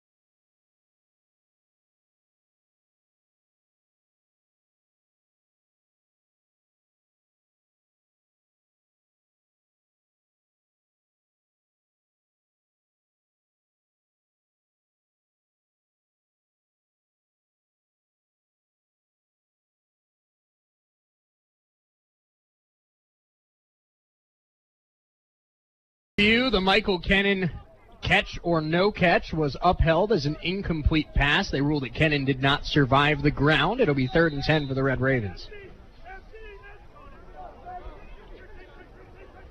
Poor Mike Kennan, man. He's not had fun in the Iowa games this year. No. Brady Driver is in at quarterback here on 3rd down and 10. Driver throws it a little bit behind Kennan, nearly intercepted. Falls incomplete, and now Nick Jobler will send out Aiden Burgess. That's that first throw of the day.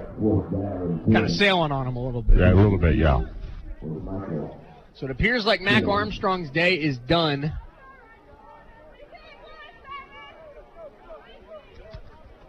And I would imagine we see Brady the rest of the day.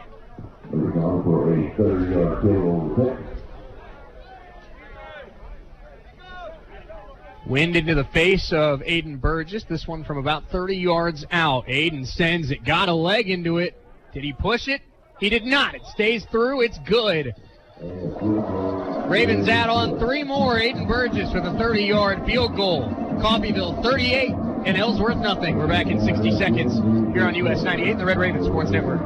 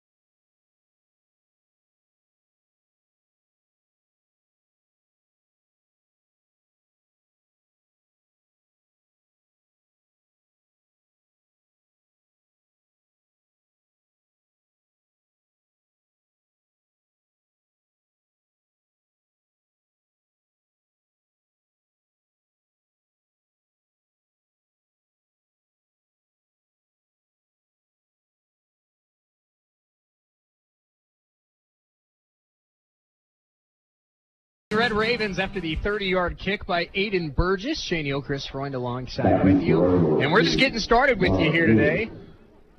We will be at Nellis Hall a little bit later today, and Lady Ravens and the men getting their seasons underway at Nellis Hall tonight. 4:30 pregame, 5 o'clock the tip-off. So as soon as this one's over, you're only going to have to wait about 15, 20 minutes for Red Raven basketball. Exciting stuff there, Chris. Yeah, that's very exciting. A little bit more exciting than this kickoff. Did you see what happened there? Fair catch? Fair catch. Well, the ball gets moved out to the 25. Oh. That's a new rule. I know. It's hard to keep track of all the rule changes in football. It is. But now, if you make a fair catch signal inside the 25, it moves out to the 25. Oh. So it's just like catching it and taking a knee. Okay. There you go. Thank you. Look at this. Now we got Chad Walker out there. Whoa. Chad Walker hadn't played like at all today. Now we have him out there in the third quarter of a 38-0 game. Coach Delbert cracks me up, man. Sometimes he just pulls stuff out that you'd never expect. Right. He's a funny guy, that Nick Dobler.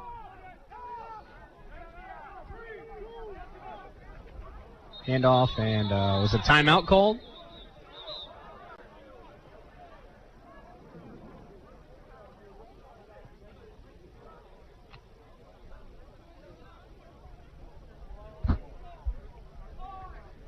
Do we have to have a convening of the entire crew for everything?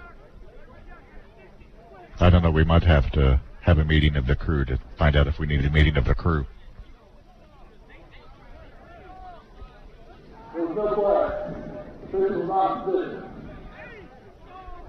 Shay, there was no play. They just stopped play for a minute to say that there was no play? No play, yeah. Wow. There's no play. Great stuff. Brady Driver continues to loosen up on the Red Raven sideline, looking like he'll be the quarterback the rest of the way for Coffeyville.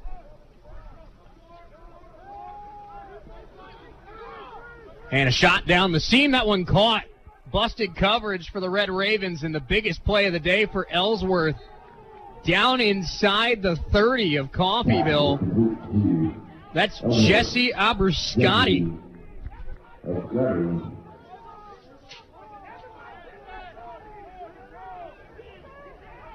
Scott Maple said they were trying to decide where to eat after the game. Yeah, that's a good point. I mean, it's an important debate. It really is. Timeout, Nick Dobler, after the Raven defense gives up their biggest play of the day. They want to get reset. Let's take a quick 60-second timeout ourselves. 38-0 Ravens. We'll be right back. When you or your loved ones need help, you can rely on Medical Lodges. For more than 50 years, Medical Lodges has been serving the area with multiple skilled nursing facilities, assisted living facilities, and home health locations in Kansas. They even have facilities in Missouri and Oklahoma. Services include rehabilitation, adult daycare, and home health assistance. You and your loved ones can lead enhanced lives with the caring and loving hands of the compassionate staff at Medical Lodges. Why be just an account number when you can be you? At Solutions North Bank in Coffeyville, you're more than a number, you're an individual. The folks at S&B are your neighbors. They're just like you. We understand whether it's individual or business, you have your own unique needs in a bank, and we're here to serve those needs. Neighbors serving neighbors. Experience the S&B way. Solutions North Bank in Coffeyville. Member FDIC.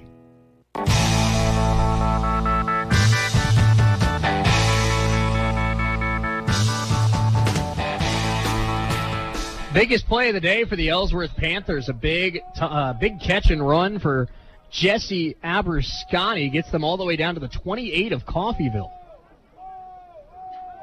And now an RPO, and rolling right is Seals. That pass incomplete. In coverage was Damari Williams. Nice job to get a hand in between the ball and the receiver and knock that one away. Damari has about a dozen Division I offers. You see why on a play like that? Yep. One of the most notable coming from the West Virginia Mountaineers in the Big 12 Conference. You're liking the Big 12 a lot right now. I am. Looking on a wheel route, that one a little bit high and incomplete. Eric Butler in coverage, intended for the running back Rutherford. So we're now back to the second quarterback of the day in Armand Seals.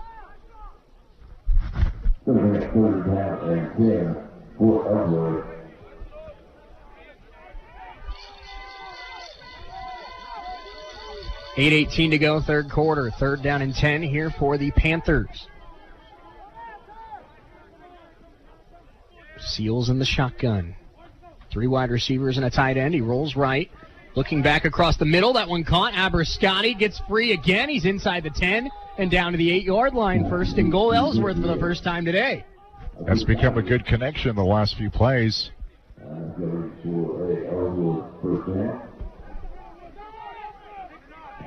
Ravens kind of playing a soft zone coverage here on this drive, and Abrascotti's been able to find the holes in it. First and goal, Seals looking. Was trying to set up a quick screen. It wasn't there. Now Seals will try to run to the other sideline. He's going to lose a couple yards, chased out of bounds by Tay Klein. Not a bad decision. I wouldn't want to be hit by those guys either.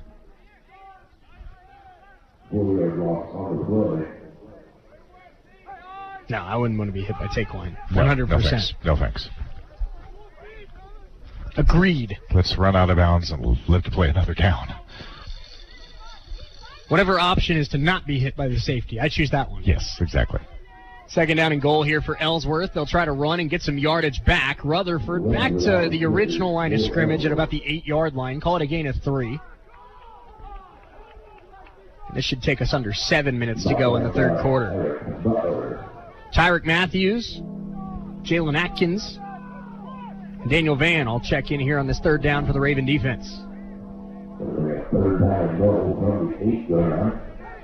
Third and goal, Panthers from the 8-yard line, their best drive of the day.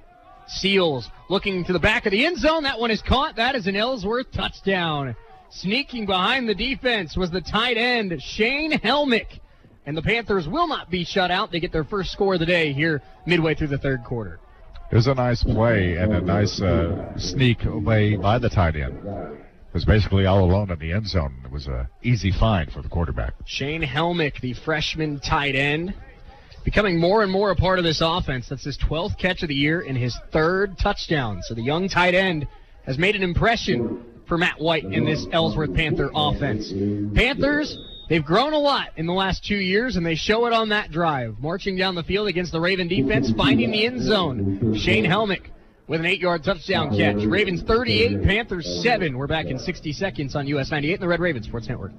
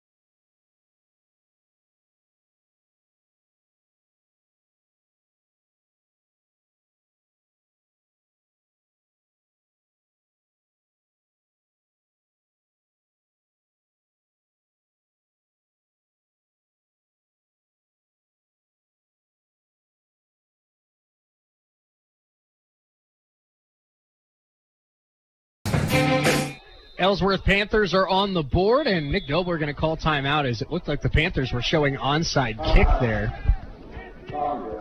Shane Chris Freund alongside with you. And Chris, since we just got back from break, why don't we spend this break having a little fun? Red Raven basketball gets their season started a little bit later tonight. I want you to tell me, and we're going to get to talk about every player on both of these rosters throughout the season. One player, one newcomer for both teams that you're excited to see play for the Ravens this year. It can be a transfer, it can be a freshman, but one newcomer that you're really excited to see. Oh, gosh. Okay, so one popped immediately into my mind, and that's on the women's team. I'm excited to see Prayer Roebuck. I'm with you. I think Prayer has so much offensive upside, carrying Neo Deshay to the state tournament in her senior season, and obviously Raven fans already know Prayer very well, starting outside hitter for the Red Raven volleyball team, and I think we'll see Prayer quite a bit off the bench tonight. I think she can definitely be a spark for a team that's looking to take a step forward on the offensive end this year. And for the guys, Wamba. Wamba. Got to be Wamba. Yeah. Wamba's a good pick. I'm going to go with Jeremiah Beziaco. That's a good pick, too. Yeah, absolutely. Now, my girls' pick, since you picked Prayer, I'll go with one of the transfers, Chris. I'm really excited to see a lot of good transfers on this team, so I'll cheat and give you 2 because it's my rules. I'm really excited to see Bella Pearson, who will be in the starting lineup tonight for the Ravens. Really good shooter, really good scorer from Northwestern Oklahoma State. As this one is a low onside kick, kicked around, and the Ravens are going to fall on it. Ellsworth had a golden opportunity to recover that, and they couldn't. That hit a Raven right in the shoulder pad. He never saw it. And Ellsworth just couldn't fall on it. That's like taking a hockey puck. What a break for the Ravens. Shoulder. Man, it just, you can hear that smack all the way up here. We'll see Brady Driver and Jordan Louie here as we start this drive. But to finish my thought, Carly Dameron, Bella Pearson and Carly Dameron are my two votes. Bella Pearson will be in the starting lineup. Carly Dameron played in 14 games at Hutch last year. I think she can be a big impact player for the Ravens down low in the post this year, trying to replace losing, of course, Lena Yulee and Alexis Parker. Man in motion, first down Ravens, and it's a keeper for Brady Driver on a read option. Brady in open space inside the 35. Look at the quarterback rumble. Hello. Brady Driver. That was a really athletic play. He was running faster than the running backs. Talk about being in the driver's seat on that play.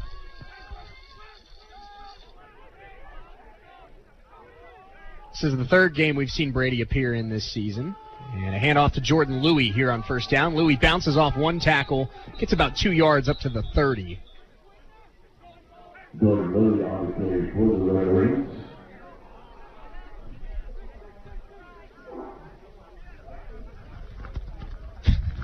What was that? I have no idea. The strange noises we've heard at Veterans Memorial Stadium today. It almost sounded like a sneeze, but there's no way anybody sneezed that loud, right? I wouldn't think so. I would hope not anyway. Oh my gosh. I'd be wondering if their sinuses just erupted from their head. Man in motion is Ashton White, Driver here on 2nd and 7. And a fake to Louie this time. Now taking a shot up the seam, and that one is underthrown and intercepted.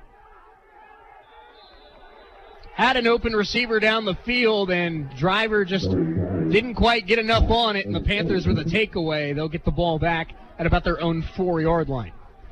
Yeah, it was a nice interception that was able to come back and get that underthrown ball. And if I remember correctly, that's the first turnover for Coffeyville this game, if I remember correctly. I think you're right. Playing backup quarterback is one of the tougher jobs in sports because this defense has been out there the whole game, Chris, and they're all warmed up and flying around at full speed. Absolutely. And Brady's now taking his first snaps of the game, trying to match that. And that's a tough thing to do. Yeah. Handoff here on first down, gain of 2 for the Panthers. Rutherford with another run. Yeah, I can't imagine having to be ready at any time during the game, and all of a sudden your number is called, and all of a sudden it changes from being on the sideline to seeing everything in real time. We got a Raven down on the play.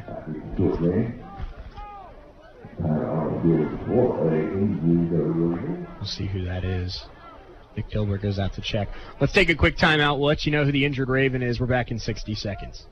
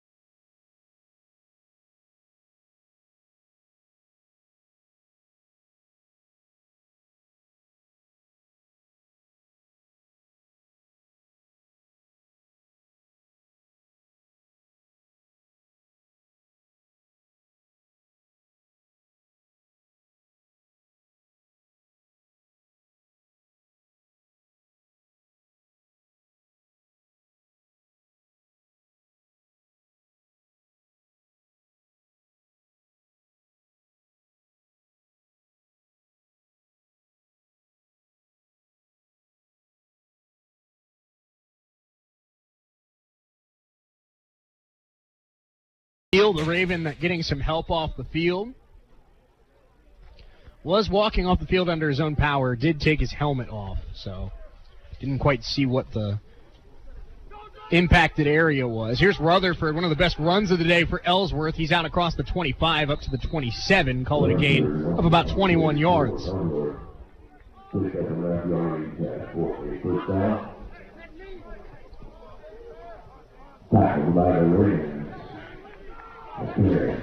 We have a couple trainers looking at Bobby Deal down on the sideline. Is it a neck they're working on there, Chris? It is, yeah. They're working on that upper neck area. Back to throw. Pressure comes. Jalen Atkins slows him down, and then he's spun down in the backfield. Another sack for the Raven defense. Santana Williams in there, as well as Jalen Atkins.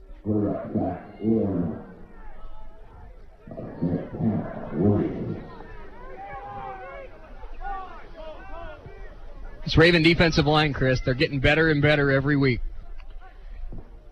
Yeah, they sure are.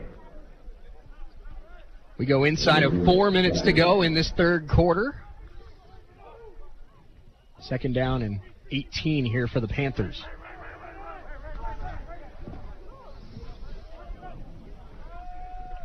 Quick screen pass, and that one's caught by their top receiver today in Abrascotti. He kind of got tackled awkwardly. I hope he's okay, but he kind of got folded up on, and as I kind of pictured, he's slow getting up. Yeah. Panthers already had one of their top receivers, Dante Farrell, leave this game injured earlier, and now Jesse Abrascotti slow getting up, and kind of an unfortunate end of that play. He kind of got dragged down from behind, and his legs kind of ended up under that pile. Good to see that he's trotting off. Yeah, that is definitely good to see. And I believe he has to come out for a play. 3rd and 12. Coming up for Ellsworth. And that is unfortunate for Ellsworth because they sure could use him on this 3rd and long. Absolutely. 3rd and 12, the official ruling, and with 3:33 to go in this third quarter, the Panthers are in the shotgun. 38-7 Red Ravens. And a delayed draw to Rutherford, and it's read like a book by Santana Williams. Stops him in the backfield, and the Raven defense gets a big stop. That was like knowing the end of the book before you even started reading it. Santana Williams, a freshman out of Baltimore, Maryland.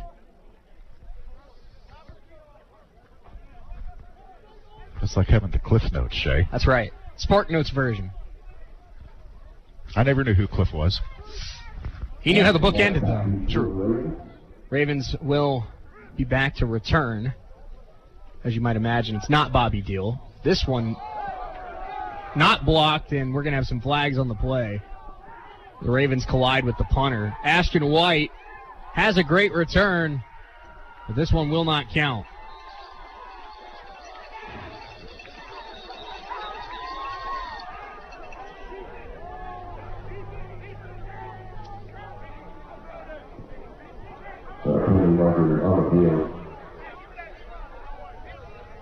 Flag's going to go against Ellis Johnson.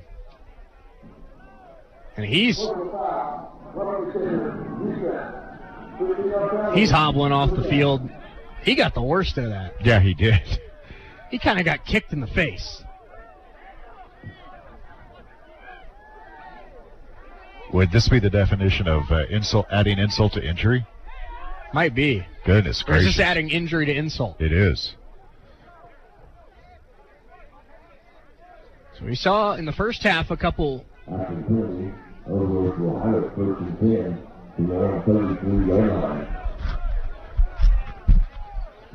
We saw a couple times in the first half the Panthers have defensive miscues that kept drives alive for the Ravens. Now here a special teams miscue for the Ravens gives Ellsworth second life. A handoff to Rutherford, maybe a yard. And flags after the play. I think a ball might have been thrown in the direction of another player. I was going to say, Shay, it is good to see Bobby Deal back on the field. It is good to see Bobby Deal back out there.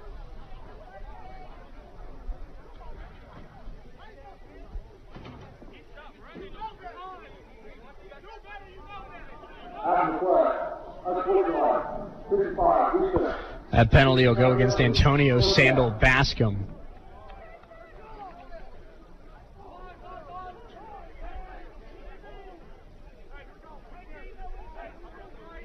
So back-to-back 15-yard penalties against the Ravens. Now all of a sudden Ellsworth's gone from pinned back in their own territory to right at midfield.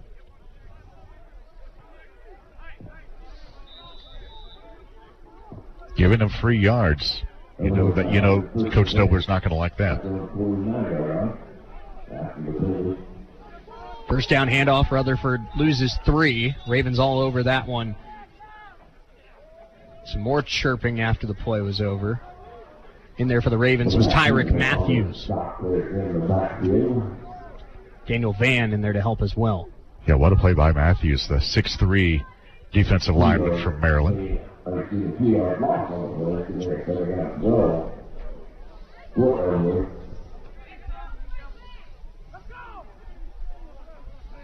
Second and 13 here for the Ellsworth Panthers. Jack Lanning motions inside the linebacker. Back to throw. Seals trying to roll to his right. And Seals will just float it out of bounds. Yeah, he had 4 Raven defenders coming right at him and closing fast. And I think Raven fans are very upset that Butler didn't get a holding call because Eric Butler was kind of being pulled away from the quarterback. But the officials deemed not enough to warrant a flag.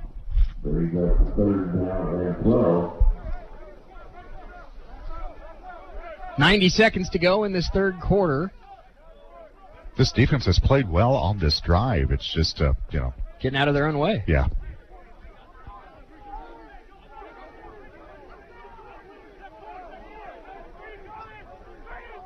Third and 12 here for the Ellsworth Panthers. 5 wide receivers here on this third down play. Seals steps up, evades the first rusher, and now will just take his steps out of bounds after a gain of about a yard. Nothing open down the field. Ravens secondary with excellent coverage. Like glue, Shay. Just like glue. Panthers look like they're going to go for it here, Chris, on 4th and 11. Well, you're down by 31 with just over a quarter to go. The comeback's got to start now.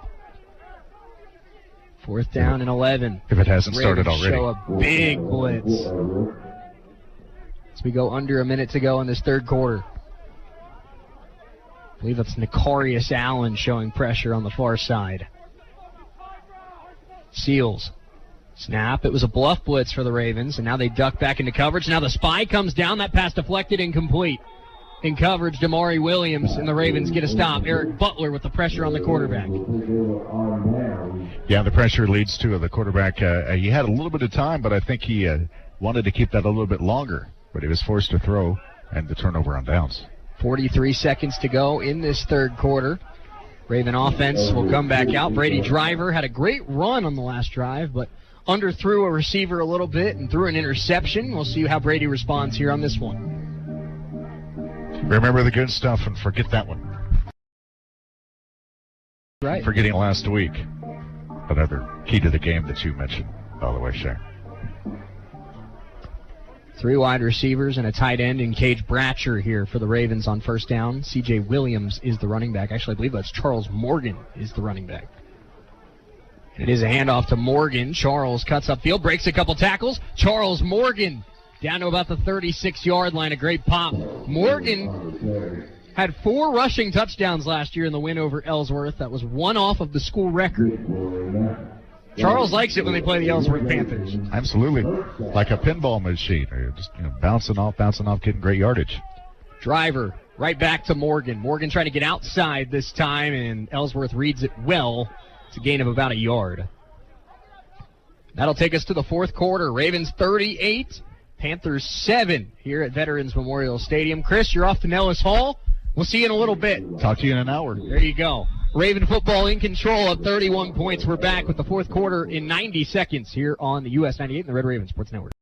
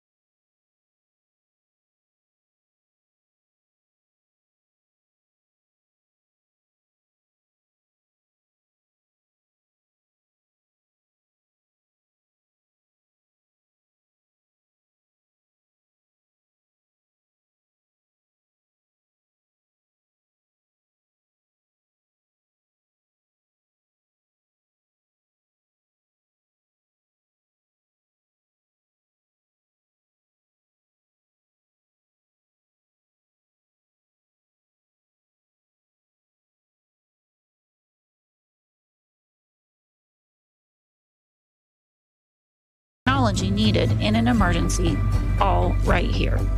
If you are faced with a life-threatening emergency, insist on the best and say, "Take me to CRMC."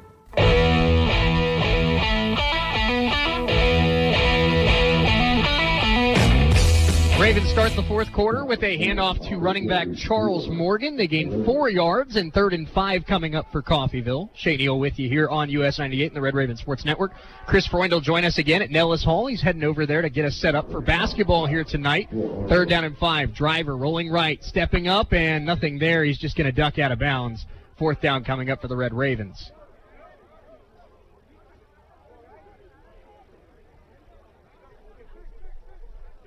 Good pressure there from the Ellsworth Panthers. Ravens have mostly reserves on the offensive line right now. And it'll be 4th down and 8, I believe we're going to call it.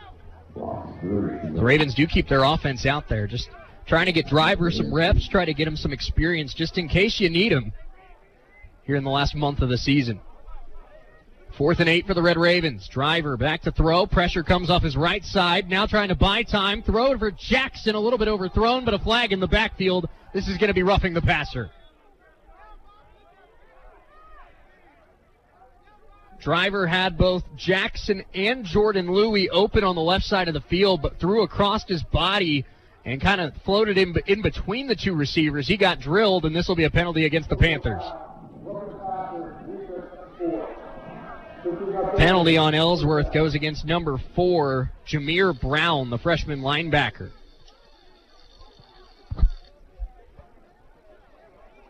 So Driver had to take a hit, but it moves the chains. Mac Armstrong's day comes to an end, 12 of 24 for 193 and 2 touchdowns.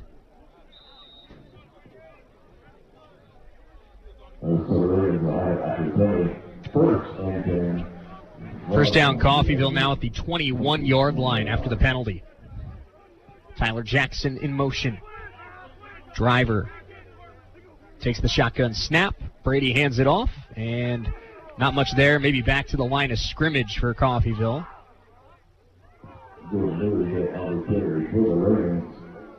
That was Jordan Louie on the handoff.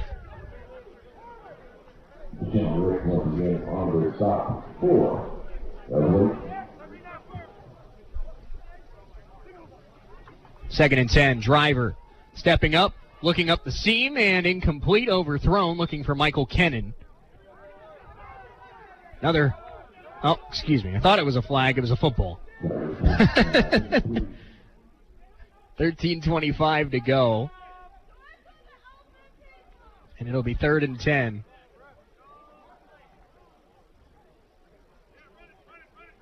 Driver, a transfer from Lamar University. He's a redshirt freshman out of Sulphur Springs, Texas. 4 wide receivers here on 3rd down and 10. Brady Driver. Pressure comes. It's a screen dumped off to Louie. Jordan Louie breaks 1 tackle, breaks 2 tackles. Jordan Louie into space. Jordan Louie, touchdown Ravens. What an effort from the running back. Jordan Louie is a big play waiting to happen. He slips 3 tackles and goes the distance on a 21-yard touchdown.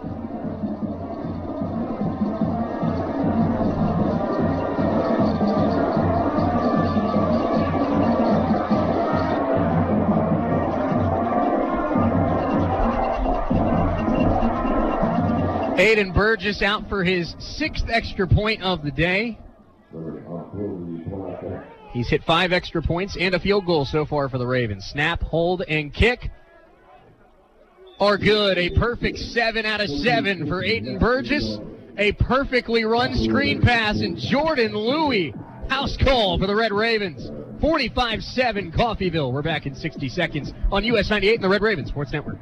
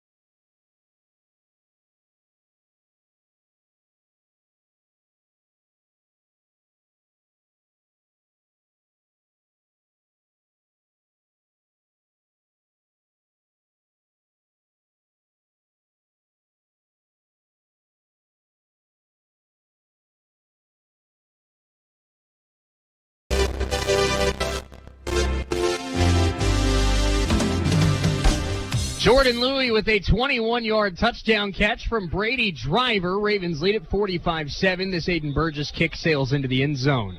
Shady with you here on US 98 and the Red Raven Sports Network. Busy day for Red Raven Athletics. Currently women's soccer in action against Cowley over in Arc City in Region 6 playoff action. And coming up a little bit later, just about an hour and 20 minutes away from tip-off, Lady Ravens and the men get their season started tonight on the hardwood. We'll have coverage beginning around 4:30. Chris Freund will get that pregame show started. I will be there in time for tip-off. So, looking forward to another great season of basketball. Tony Turner, Jay Herkelman back for another season. Both teams absolutely good enough to win the Jayhawk Conference Championship.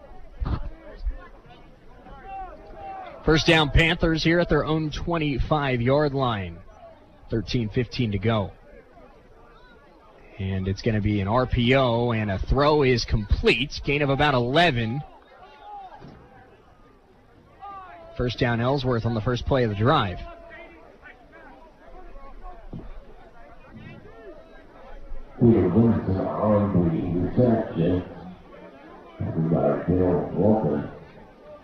Darrell Walton made the tackle. First down now here, rolling right. And a throw up the seam is way high, nearly intercepted by Damari Williams. And we're back to, this is Drew Palakovich at quarterback.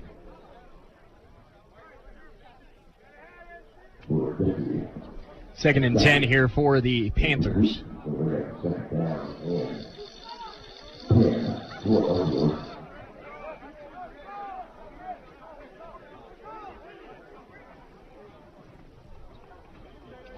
Pass complete to the tight end. Big hit immediately. Got about a 2-yard gain, but he was blown up by Chad Walker.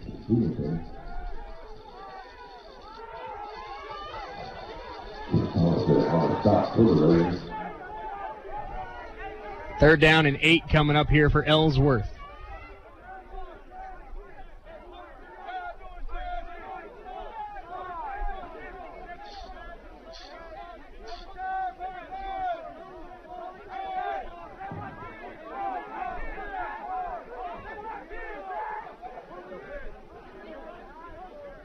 And in motion. Snap. Palakovich out wide. That's caught by Rutherford. He slips 2 tackles, and now he's down the sideline in space. Damari Williams will run him down, but it's a big play for the Panthers inside the Raven 25. Couple missed tackles, which is something this defense doesn't do often. Leads to a big play for Rutherford, and the Panthers move the chains. Ravens slow getting up after the play is over. While they tend to him, let's take a quick 60-second timeout. We'll be right back.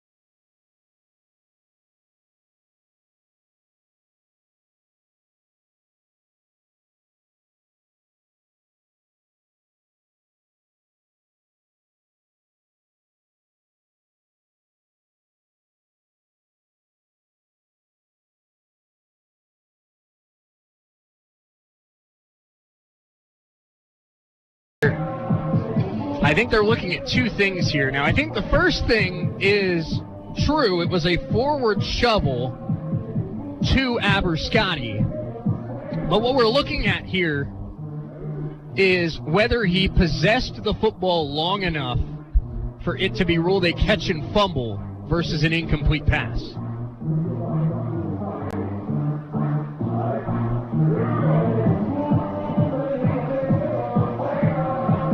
If the call stands, it would be 3rd and goal from the 5.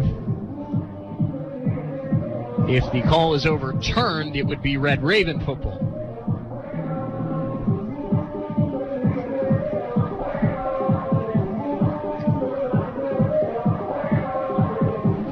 Andrew Elrod running the official replay today. Nick Dobler has words with a few members of the officiating crew. Matt White also speaking to one of the officials on the other sideline. Looks like we've reached our verdict.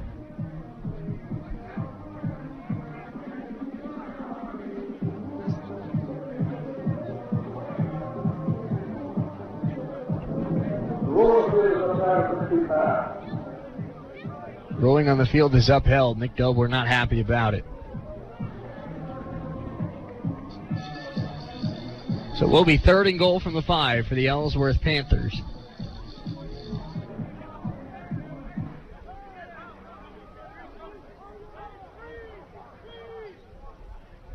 Palikovic in the shotgun. Rutherford, the running back, to his right.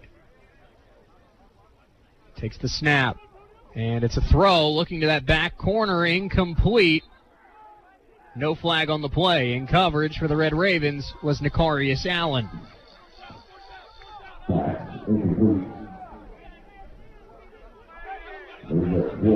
4th down and goal for the Panthers. They will go for it here with 11:08 to go. 45-7, Ravens lead.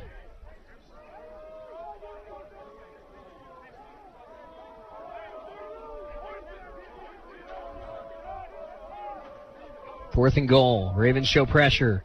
Blitz off the left side. Palikovic looking, picked off. Tay Klein with the interception for the Ravens. And Coffeyville's defense gets the stop. Klein is tackled at the 7-yard line. Flags come in late.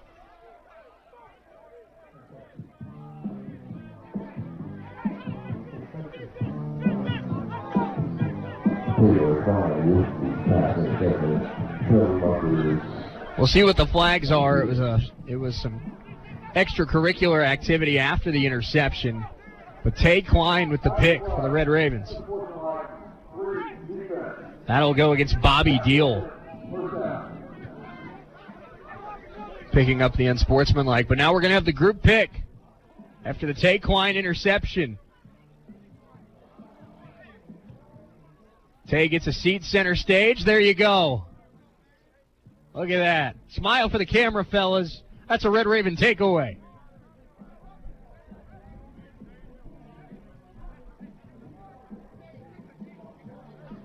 Couple forced fumbles this year for Tay. That's his first interception.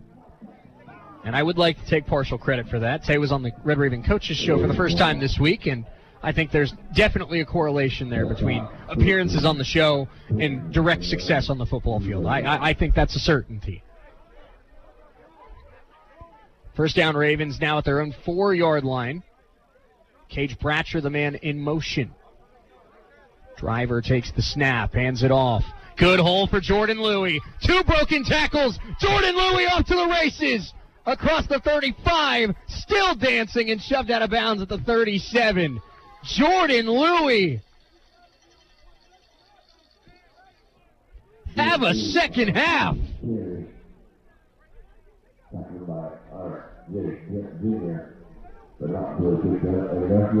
The last 2 touches for Jordan Louie, he has broken 6 tackles.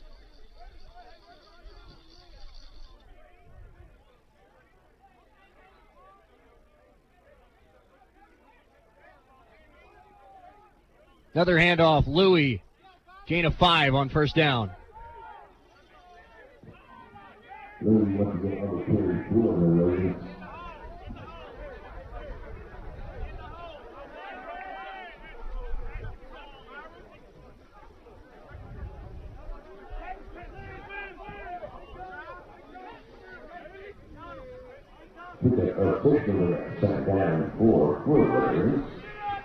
Handoff Louis again, and he's got another first down up to the 49.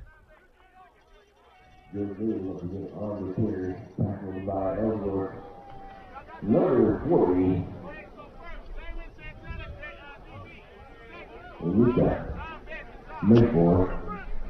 Clock continues to run, 9:35 to go. First down Ravens at midfield. Jordan Louis have an outstanding second half for the Red Ravens. They continue to feed him. Jordan, another broken tackle and another 4-yard gain. Letting the big man eat here in the fourth quarter. And now he'll finally get a breather as Charles Morgan checks in. Jordan Louis running the ball with some purpose today, and he's getting some love on the Red Raven sideline. 2nd and 6 here for Coffeyville at the Ellsworth 46-yard line. Ellsworth stood up inside their own inside the Raven 5 on an interception by Tate Klein. Charles Morgan gets a handoff, finds a hole. First down Ravens down to the 38 of the Panthers. Charles Morgan runs for a first down. Clock continues to run. Now down to 8:40 to go.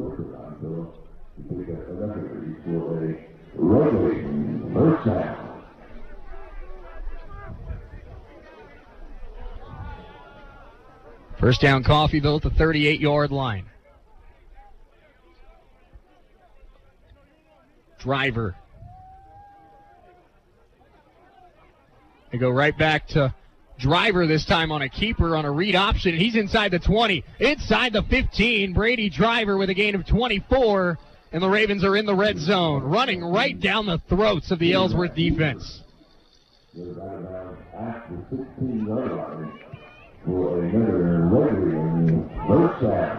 Hasn't been the best day throwing the football for Brady Driver, but he has showcased some really impressive mobility. First down Ravens at the 16-yard line with 8 minutes to go. Charles Morgan. Short gain of 2, maybe 3, down to the 13.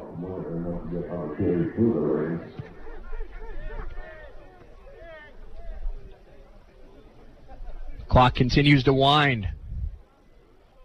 Here in this fourth quarter, we're about to cross the halfway point. 7:35 to go.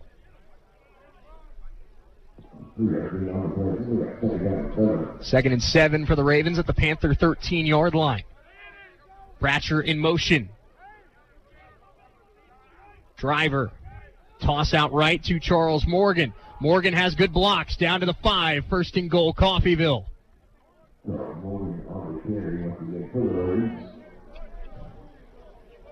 No need to throw the ball here on this drive for the Red Ravens. C.J. Williams checks in here on first and goal. First down. For the first and goal.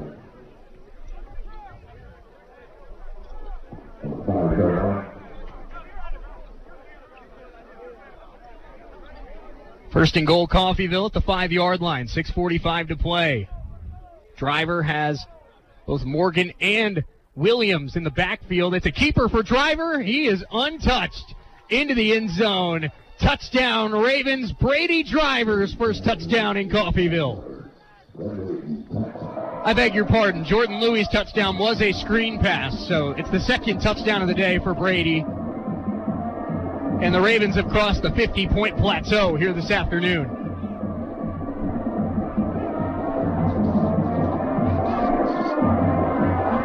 Aiden Burgess is 6 for 6 on extra points today and 1 for 1 on field goals. He'll look to make his 8th kick of the day here with this extra point try.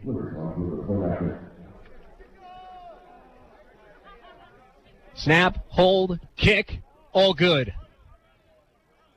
Ravens having a great day here in the final home game of 2025. Brady Driver, 5-yard touchdown run.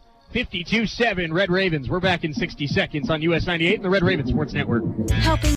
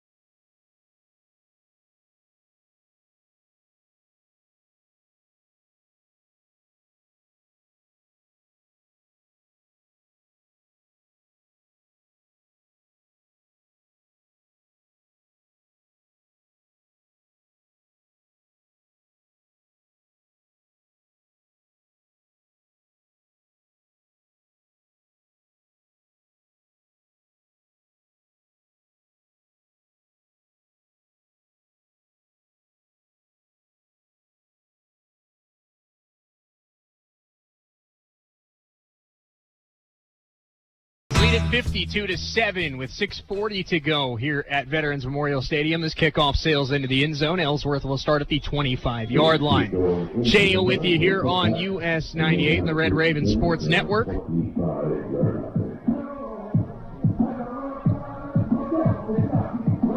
We will have coverage of Red Raven basketball on both US 98 and RRSN. Lady Ravens tip off their season at 5 o'clock. Men will follow at 7.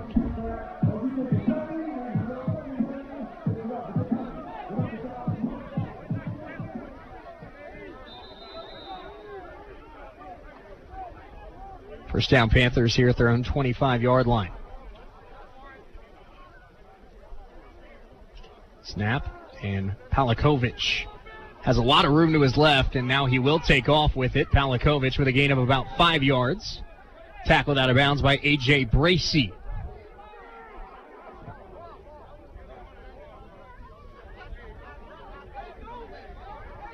The tackles on the carry. 5 yards on the play to the rim. Second and 5 here for the Panthers. 6:15 to go. Clock continues to run. Man in motion. Palakovic looking for a quick screen pass. That one is caught. And close to a first down. Looks like he has it. Out to a 35-yard line, and they'll move the chains. First down, Ellsworth. Last drive for the Panthers, they got all the way down to the Raven 5-yard line, and on 4th and goal, threw an interception to the Raven safety Tay Klein.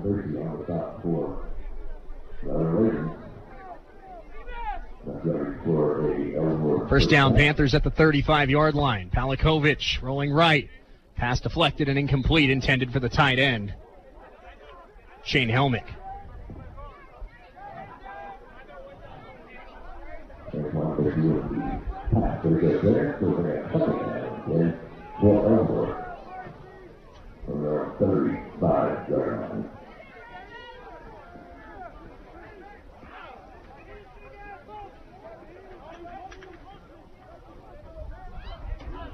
Second down and 10. Palakovic fakes the handoff, back to throw, pressure from Daniel Van, buying time, and runs out of bounds after about a 2-yard gain.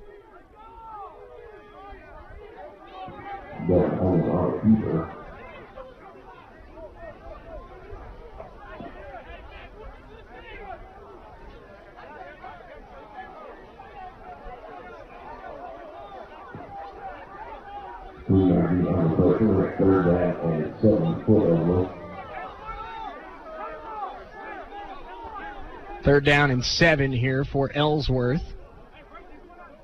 5:05 to go. Palakovic, flag on the play. That one is caught and into Raven territory. Down to the 45-yard line is the receiver, Taryn Goslink. Penalty on the play. We'll hear what that is.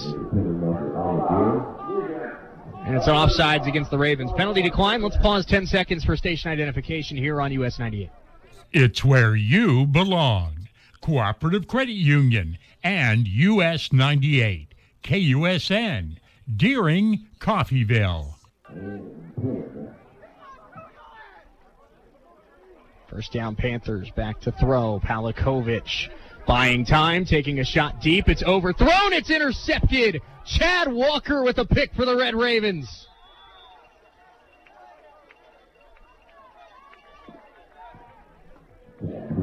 Second interception for the Ravens secondary in this fourth quarter.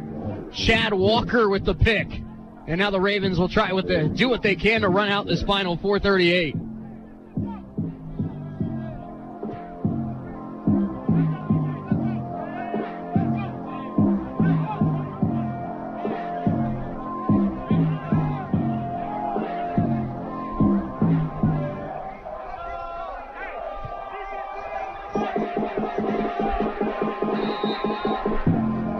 Brady Driver leads this offense out there after their second interception of the quarter.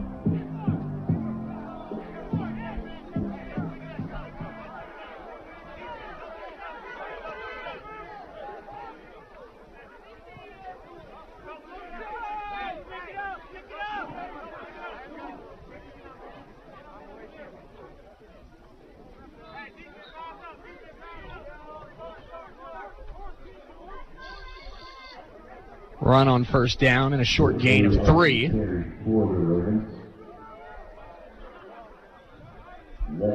Poppy on the stop for Ellsworth.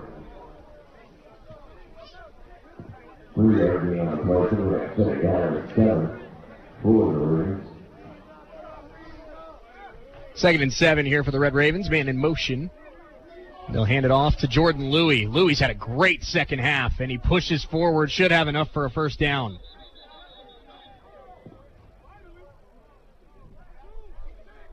And he does. First down run, Jordan Louis. Jordan Louis on the carry, met by a. Clock continues to move. 3.5 minutes to go. Ravens 52, Ellsworth 7, and Coffeyville just trying to run out the rest of this clock here in what would be their 5th win of the season. Brady Driver, first down. Man in motion, and they will give it to Charles Morgan. Morgan slips a tackle, flag on the play. Morgan into space. Morgan into the clear across the 40 and knocked out of bounds after a gain of about 28, but a flag in the Raven backfield. Morgan on the carry with a penalty marker on the field.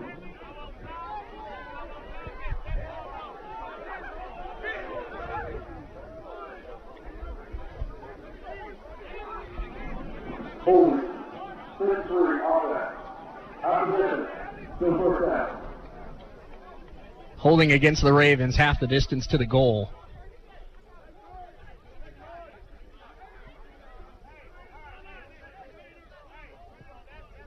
So we push the Ravens back to the 8-yard line.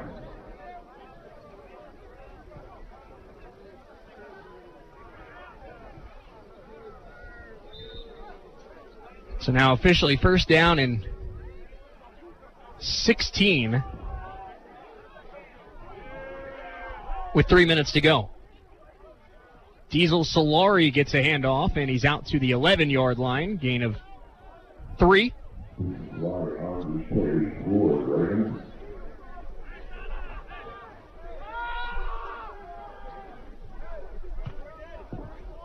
Tackled by Anthony. They're at 2nd down and 13. Ravens probably just one first down away from being able to milk the rest of this clock. 2nd and 13 coming up here for Coffeyville. Bratcher in motion. Driver hands it off. Solari to the 15. It'll be 3rd and 10. 2-minute timeout. Ravens 52, Ellsworth 7. 2 minutes to go. We're back in 60 seconds on US 98 and the Red Raven Sports Network. Visit your local derailed commodity showrooms for huge savings during our annual yellow tag sale. Once a year, we slash our everyday low prices to make room for new shipments. You'll find discounted products store-wide marked with yellow tags. Carpet, luxury vinyl plank, hardwood, sheet vinyl, ceramic tile, furniture, and much more.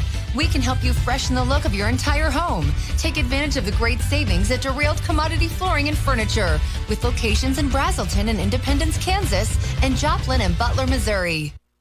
Education is the foundation of our community's future. Every day, our teachers, staff, and students work together to build something extraordinary right here in Coffeyville. From our innovative programs to our championship teams, we're creating opportunities that keep our best and brightest right here at home. When we invest in our schools, we invest in our children's dreams and our city's tomorrow. That's why I'm proud to serve this incredible community and work alongside families who believe in excellence. I am Dr. Craig Carell, proud superintendent of Coffeyville's Public Schools.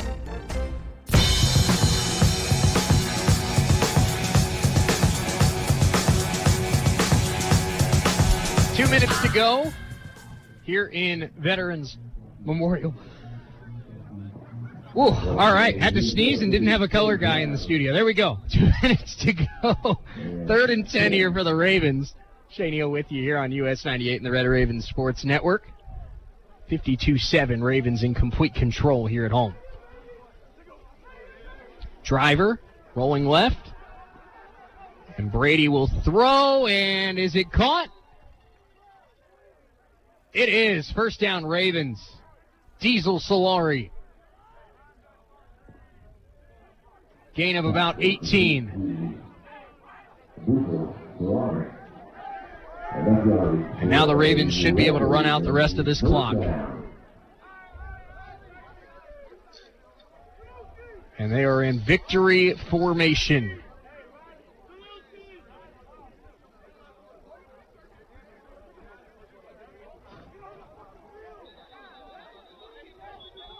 Flag comes in.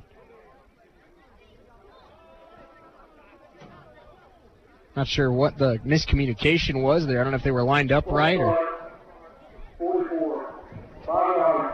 Flag goes on Cage Bratcher for a false start, but Ravens appeared to be lined up in victory formation, and there was just some confusion on that play over maybe personnel. Should be no harm done, though. 1:53 to go. And Driver will take the first of three knees that will send the Ravens to 5-3. Coffeyville bounces back in a big way. They play a clean game offensively. They play a clean game defensively. And they get back in the win column here today against the Ellsworth Panthers. 52-7 is going to be the final score. Panthers will fall to 3-6. Ravens have a pair of Jayhawk Conference games to wrap up the regular season.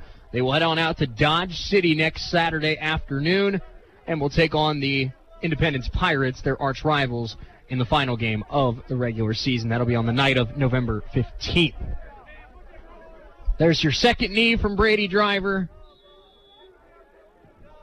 And we will have one more snap before we say so long here at the Vet. Red Raven basketball coming up here at the bottom of the hour, 4:30, the start time there. Chris Freund will get us started at Nellis Hall. I will be over there in time for tip-off of the Lady Ravens season. And Andrew Elrod, like myself, is going to have to dash from the Vet over to Nellis Hall. So the stream may be a little bit late getting started on RRSN. I'm not positive on that or not. If it does, we will start off with our conversations with Coach Turner and Coach Herkelman on US 98. So don't panic. Raven basketball is coming just around the corner. It is the season opener for all of us. There may be a little bit of turbulence as we get underway, but it is coming your way. Red Ravens 52-7 over the Ellsworth Panthers. Nick Dobler's squad defends home field one final time in 2025.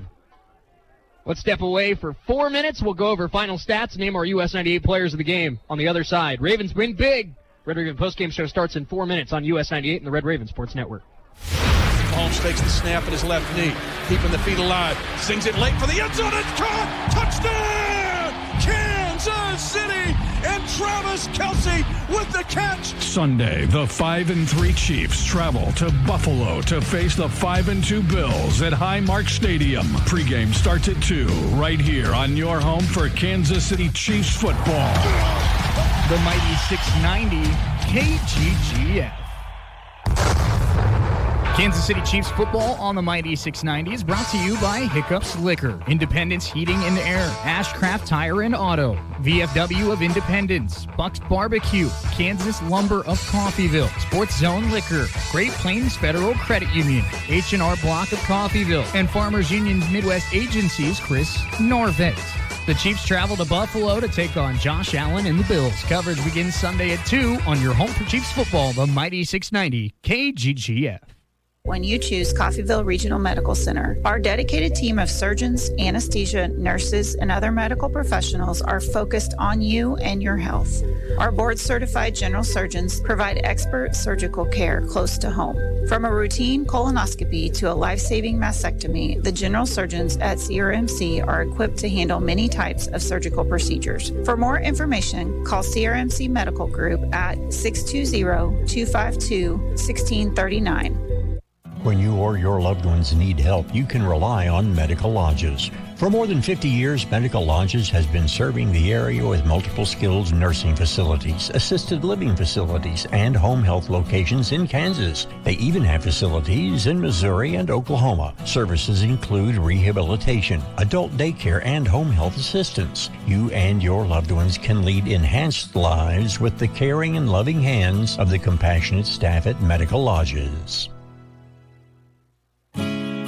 Community involvement. It's more than just a slogan at Solutions North Bank in Coffeyville.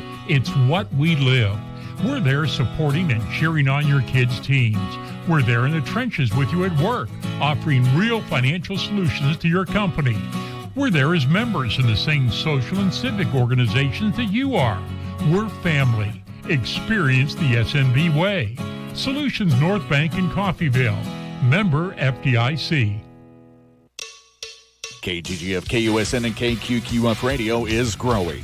We're looking to expand our sales team. If you enjoy meeting people, working independently, and want to make a difference for local businesses, we want to talk to you. Sales experience is helpful but not required. We'll train the right person. For more information or to apply, call 620-251-3800. That's 620-251-3800. Come grow with us at KGGF, KQQF, and KUSN Radio. Peace of mind. That's what you get when you or a family member can stay in your home when health issues arise. Windsor Place at-home care makes staying at home possible. Whether it's a disability, aging, or illness, Windsor Place at-home care has the staff and resources to properly support you in the comfort and familiarity of your own home. Specializing in working with Medicaid patients, providing in-home support and care, Windsor Place at-home care is there for you. Find out more, visit windsorplace.net. Helping you move forward. That's what Coffeyville Community College does. Whether you want to increase your ability to advance at work, learning to earn a 2-year, or just want to expand your horizons, Coffeyville Community College can help. And CCC is flexible, offering a traditional college setting, fast 8-week classes, or even online classes. Call CCC at 620-251-7700 or visit them online at coffeyville.edu. We are Coffeyville Community College.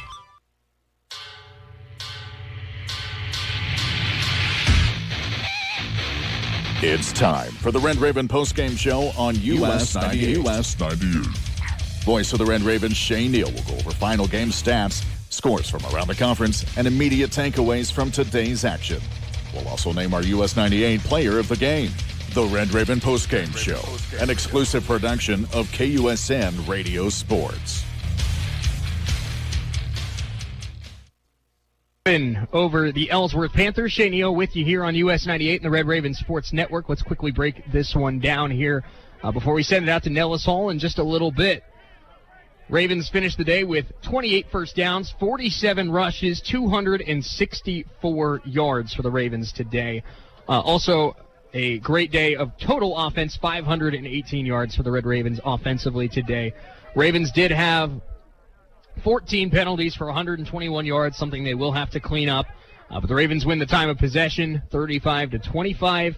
Ravens go 6 of 12 on third down today, and they score on 6 of 6 red zone chances. Breaking this one down for the Red Ravens today, Jordan Louis led the team in rushing, 9 carries, 71 yards, 11 carries for 55 yards for Steve Robinson, 4 carries, 46 yards, and a touchdown for Brady Driver, 6 carries, 34 yards for Charles Morgan. Mac Armstrong goes 12 of 24 for 193 and 2 touchdowns. Brady Driver goes 2 of 5 for 36, 1 touchdown, 1 interception. Chris Thomas had 3 catches for 64 yards. Michael Kennan, 2 catches, 51, and a touchdown.